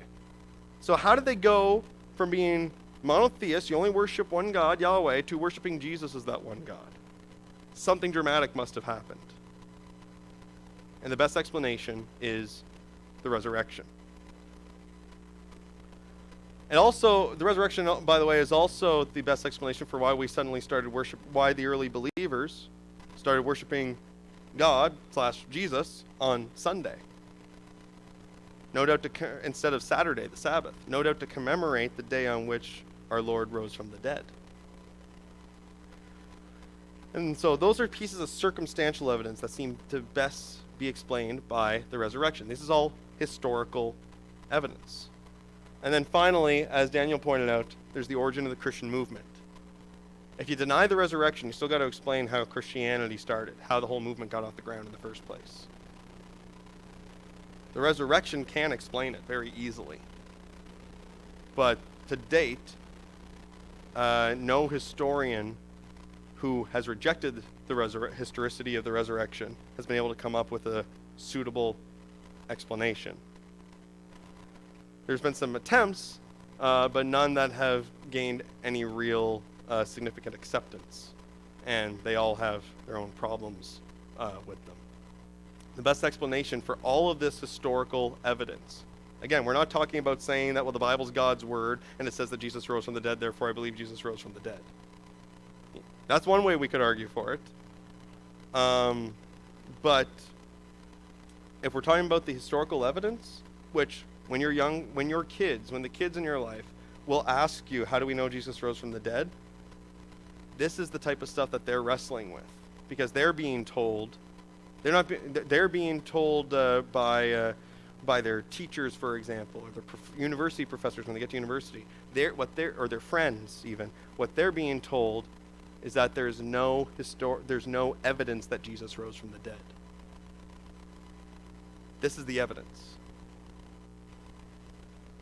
And it's not hard to remember all these if you can do nice little bullet point forms. So, but these are again, we're not even going into we could go into a whole lot more depth, but we're not. These are basic pieces of evidence that are almost all of these that we just discussed are all in your Bibles. So if you know your Bibles, you already know the evidence. It's a matter of learning how to frame it differently. right? Frame it for different contexts, right? If you look at all 8 of those points, everything in there is in your Bible. It's and the Bible gives the resurrection as an explanation. It's just all about how you frame it. So that's any final thoughts on that? Because I know that was a lot of material. So I just want to ask, any final thoughts or comments, questions on the resurrection evidence? Perhaps from the girl who brought it up. Are you happy with that? All right, cool. Anybody else? All right, Daniel wanted to bring us. Oh, sorry, go ahead. Yeah, that's part of the reliable sources up there. Yeah, the accounts are quite early. The earliest being, by the way, in 1 Corinthians 15, again, best chapter in the whole Bible. But in 1 Corinthians 15, Paul preserves an early creed in there in verses 3 to 8, I think. It's an early creed that most scholars, even the most skeptical scholars, agree dates just within a few years of the resurrection event. So we have very early testimony to all this stuff. So it's 10 to 12. We can do one more question, and we'll try to keep. We did that one in 15 minutes. We'll try to keep the next one to 10. So one more question. Somebody who hasn't asked a question yet. Did you pick one already? I don't think so. No. Okay, go ahead. Pick one. Number 13. What about other religions? Yeah, we can do that in 10 minutes. So we just need. So how many religions are there? So no, I'm kidding. We're not going to do it. That's not how we're doing it. All right. What about other religions? Perfect. So, what about other religions? Now, let me clarify that question. The way this gets phrased from young people today, and I actually just had a long multi-week discussion on this with my students at the university campus, is if Christianity is true, what are we to make of all of these other religions that other people, including people I know, friends at school, right? Some of my teachers, some of our family members, whatever. What am I to make of these other religions that they believe in so sincerely, and that they can't be all wrong, right? Like how can we say that Christianity is the only true religion? How can we say that all the other ones are wrong? Like, we haven't actually studied all the other religions. So how do we suddenly decide, well, you know what? All of these thousands of other religions are wrong. I'm picking Christianity as the true one. How do we get to that point? What about all the other religions? What do you guys think?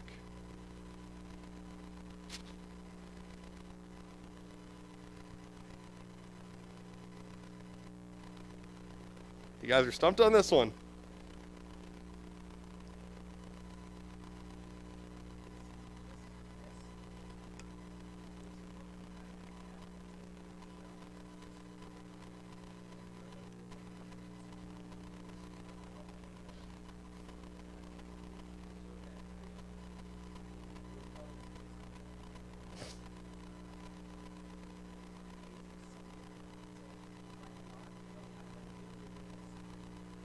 Mm.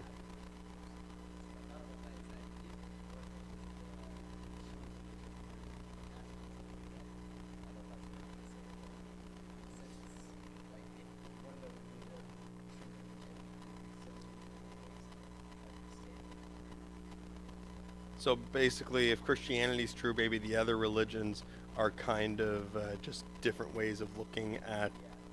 Okay. Not all of them? Okay, but some of them. That's how we might explain some of them. Okay.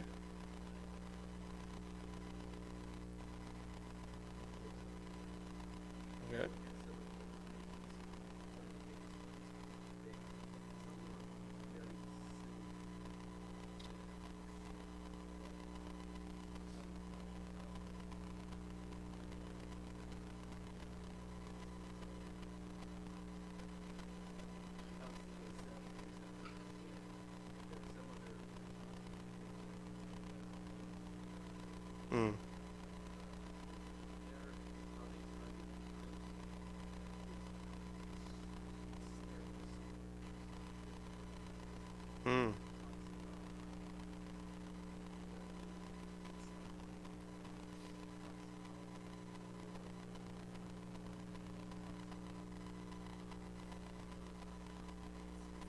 Okay.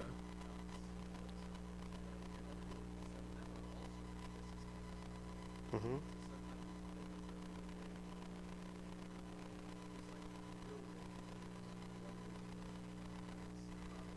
Mhm.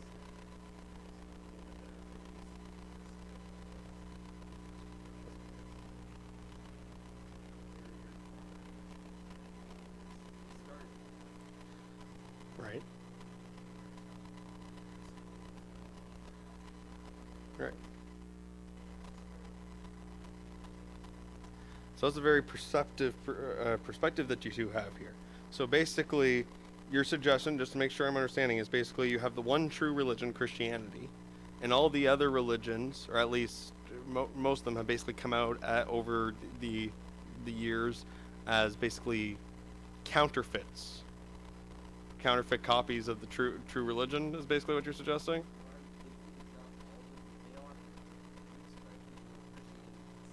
Hmm.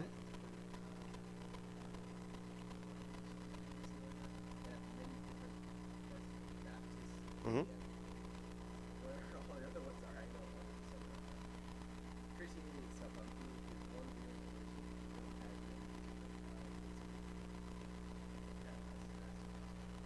Okay.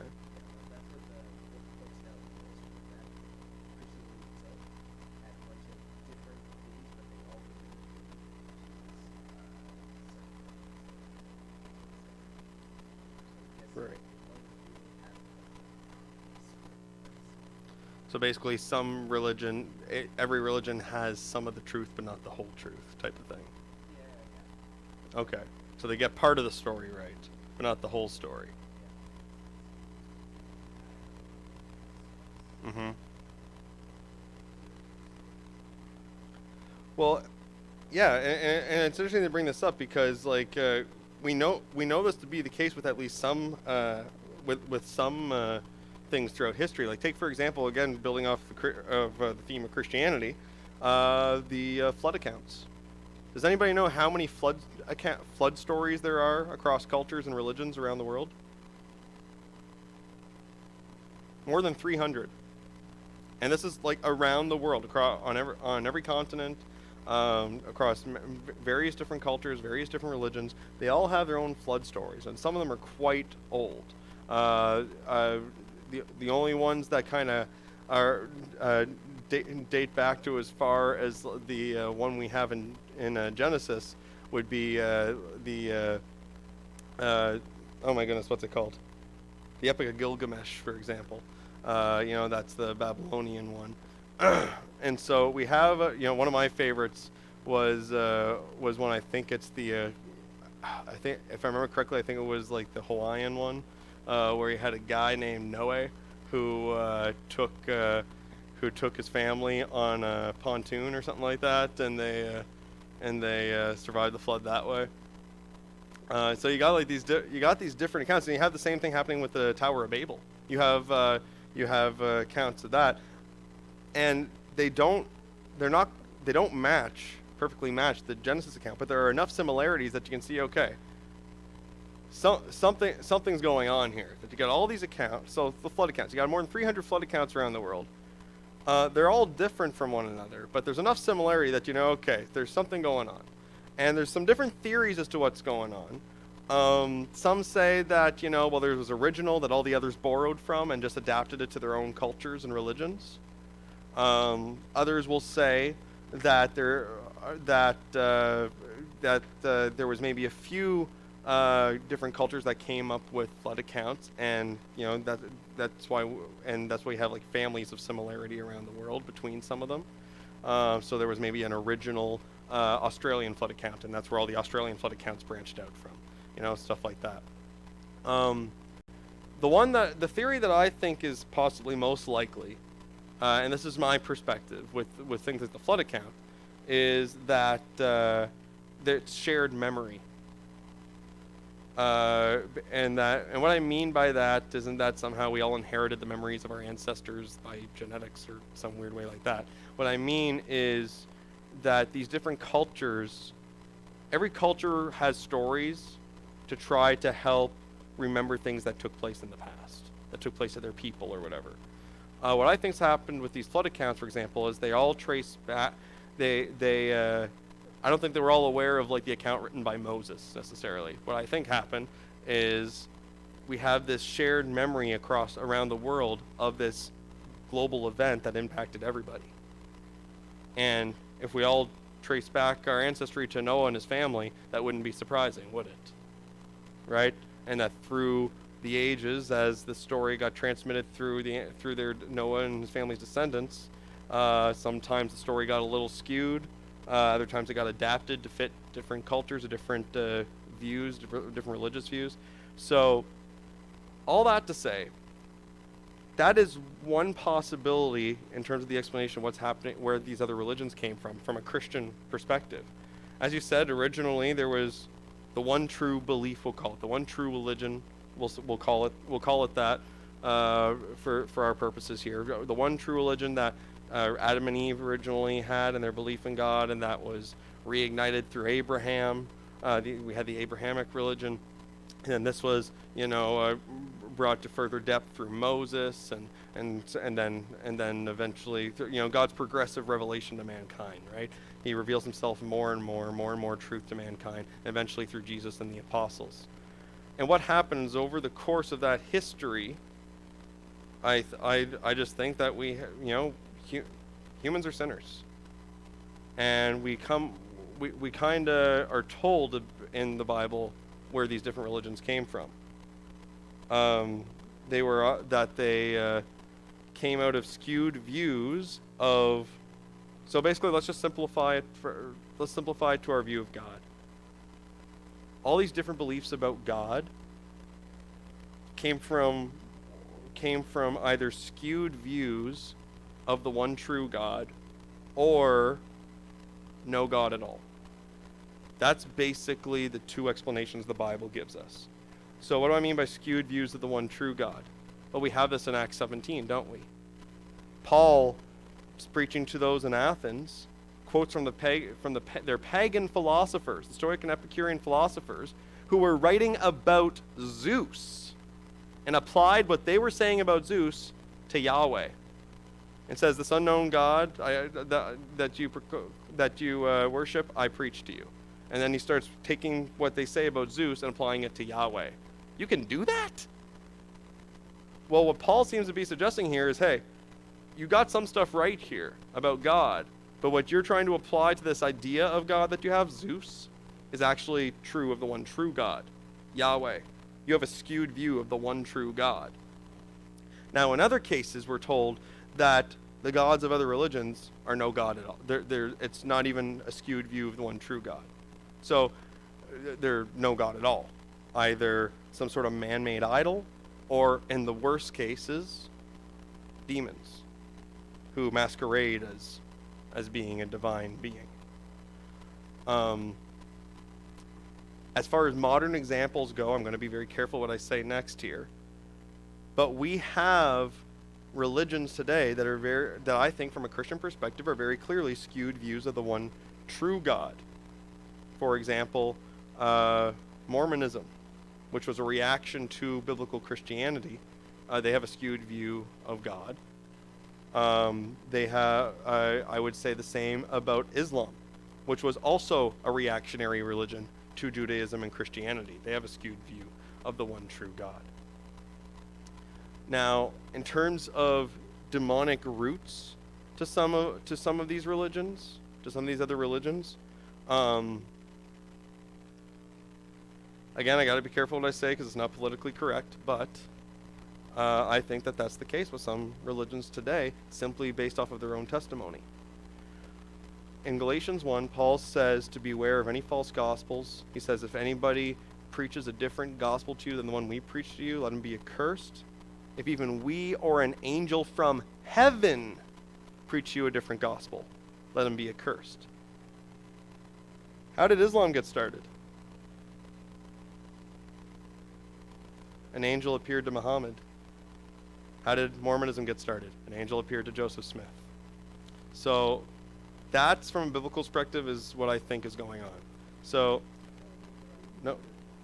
no, not a problem. Have a great day. We're just finishing up anyway. So, Thanks you for coming. Um, so about different religions, there are a lot of different views among Christians as to whether or not we wholesale reject every other religion, or whether or not we can just accept them all and not worry about trying to convert people of other religions. We call these exclusivist versus inclusivist views of what do we do with those of other faiths. I'm not going to as much. I don't really want to get into that hairy debate at this moment, but what I want to do is, again, lay a foundation for you guys. How do we wrestle with points of agreement and disagreement with people of other religions? How do we make sense of that as Christians, right? How can we think about other religions? Well, in terms of points of agreement, we got to remember again that truth is objectively real. This is the same thing I said in the science Christianity one earlier. Truth is what is objectively real, and so truth is truth no matter where we find it, or no matter who says it. Like Paul in Acts 17, if you see something that is in the Quran, for example, that you're just like, oh, hey, the Bible also says that, you can be like, okay, the Quran got something right. That's just the way truth works. Truth is truth no matter where we find it. And there are a lot of points of agreements between Christianity and Islam.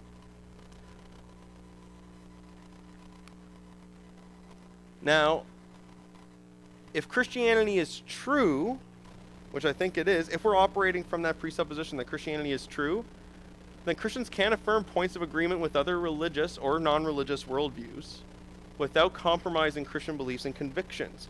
So I say that because I don't want to make the mistake of misunderstanding me here. I'm not saying that we do what we call syncretize. Syncretism refers to when we try to mix different views and different convictions. I'm not saying that we try to mix Christianity with other religions. We should not do that. That's not what I'm saying. What I'm saying is just to recognize the simple fact that other religions can get some stuff right. From a Christian perspective, other religions can get some stuff right. Paul recognizes this in Acts 17. And we can affirm those things as Christians. And I think from an evangelistic perspective, we can use those points of agreement as a bridge for discussion with people of other religions. Or if you have a kid in your life who's wrestling with who's kind of exploring another religion or whatever, try to find out what some of the similarities are and use that as a bridge for conversation. But do not shy away from the points of disagreement. In terms of the points of disagreement, what do we do with those? Well, I want to start by saying that the case for Christianity, okay, coming back to what I said earlier, how do we pick between all the religions? Right? Why are we, of all the thousands of religions, why are we saying that Christianity is the only one that's actually completely true and all the rest are not actually the true religions? Well, I want to point out, first of all, that the case for Christianity is not built on a series of negative cases against each and every other system, like some sort of elimination process. Do not fall in the trap, whether you're a kid or a parent or grandparent or whatever, do not fall into the trap of thinking that in order to show that Christianity is true, that you have to go and disprove every single other religion first, and then be like, okay, well, Christianity is the only one that's left, so it must be the true one. That's not how we make a case for Christianity. No, you cannot do that. I know a world religions expert, and he says right off the bat that nobody is familiar with every single world religion. Like you don't have time to do that. The way we make a case for Christianity, just as you would expect any other religion to make their case, is based off the positive grounds for that religion or worldview.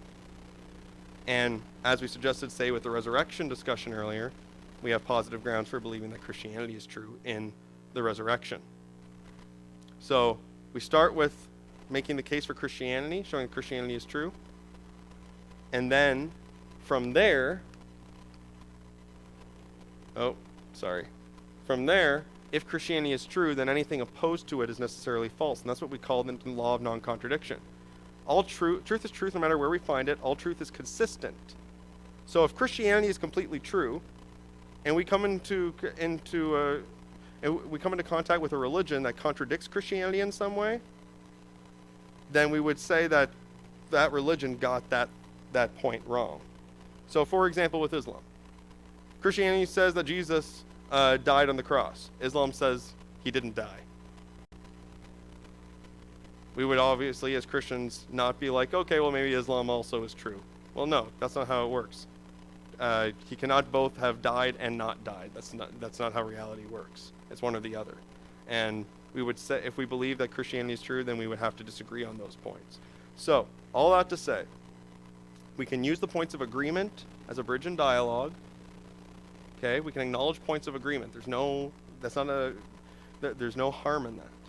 But we also must not shy away from the points of disagreement. So does that all make sense? I think that's a good foundation for how we should think about other religions from a Christian perspective.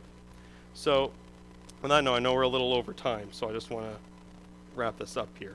So, can you bring us back to the question slide, Daniel? So we got through five questions. I don't know how many we got through.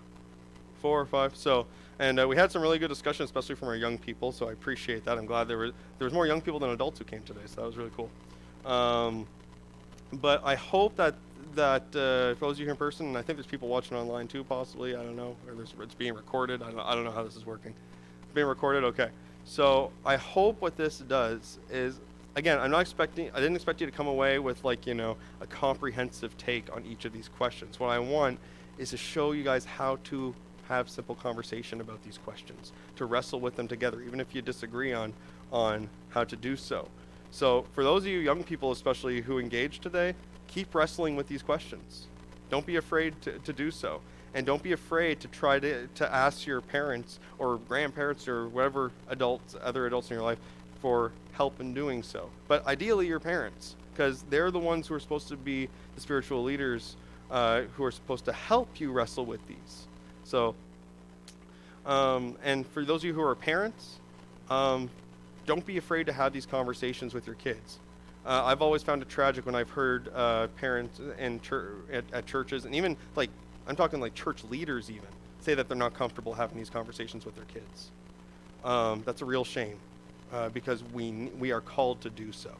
And I hope that today's workshop kind of showed you how non-scary it is to have these conversations. We can just have civil conversation even if we disagree and work through this stuff together. And as we do so, as we continue to answer these questions and remove these doubts, more and more of these barriers to faith will be removed, and our young people will be able to hopefully clearly see the cross of Christ and the gospel of Jesus Christ, so that there's no longer foolishness to them, but that will be the power of God for salvation. So if you want resources on how to continue to delve into some of these issues and equip yourself to have these conversations, you can go to the Ratio Christi Canada website. We have lots of resources. We have YouTube videos. We have blog posts. One thing that covers a lot of different topics is we have a bunch of free ebooks you can download. And no, they are not big textbooks. They are 15 to 30 pages each, written by specialists on various topics. We have more than 30 at this point. And you can get them you can download them digitally for free. And I think we are going to start working on trying to get some physical copies out soon, but for now, you can just get the free digital copies. Those are there for you. And you can feel free to reach out to us for our website if you have questions or objections that you're wrestling with, or if you're looking for any other resources that we don't currently have on our website, reach out to us and we'd be happy to help you out with that. So on that note, thank you for your time. And let me just pray for you real quick before we part ways. So Lord, thank you so much for all my friends here and the wonderful discussions we had today.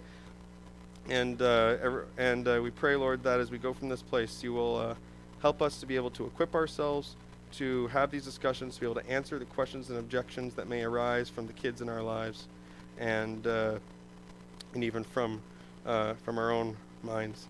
And pray that you will equip us to be able to share and defend your gospel with anybody who is willing to listen. We pray this in Jesus' name. Amen.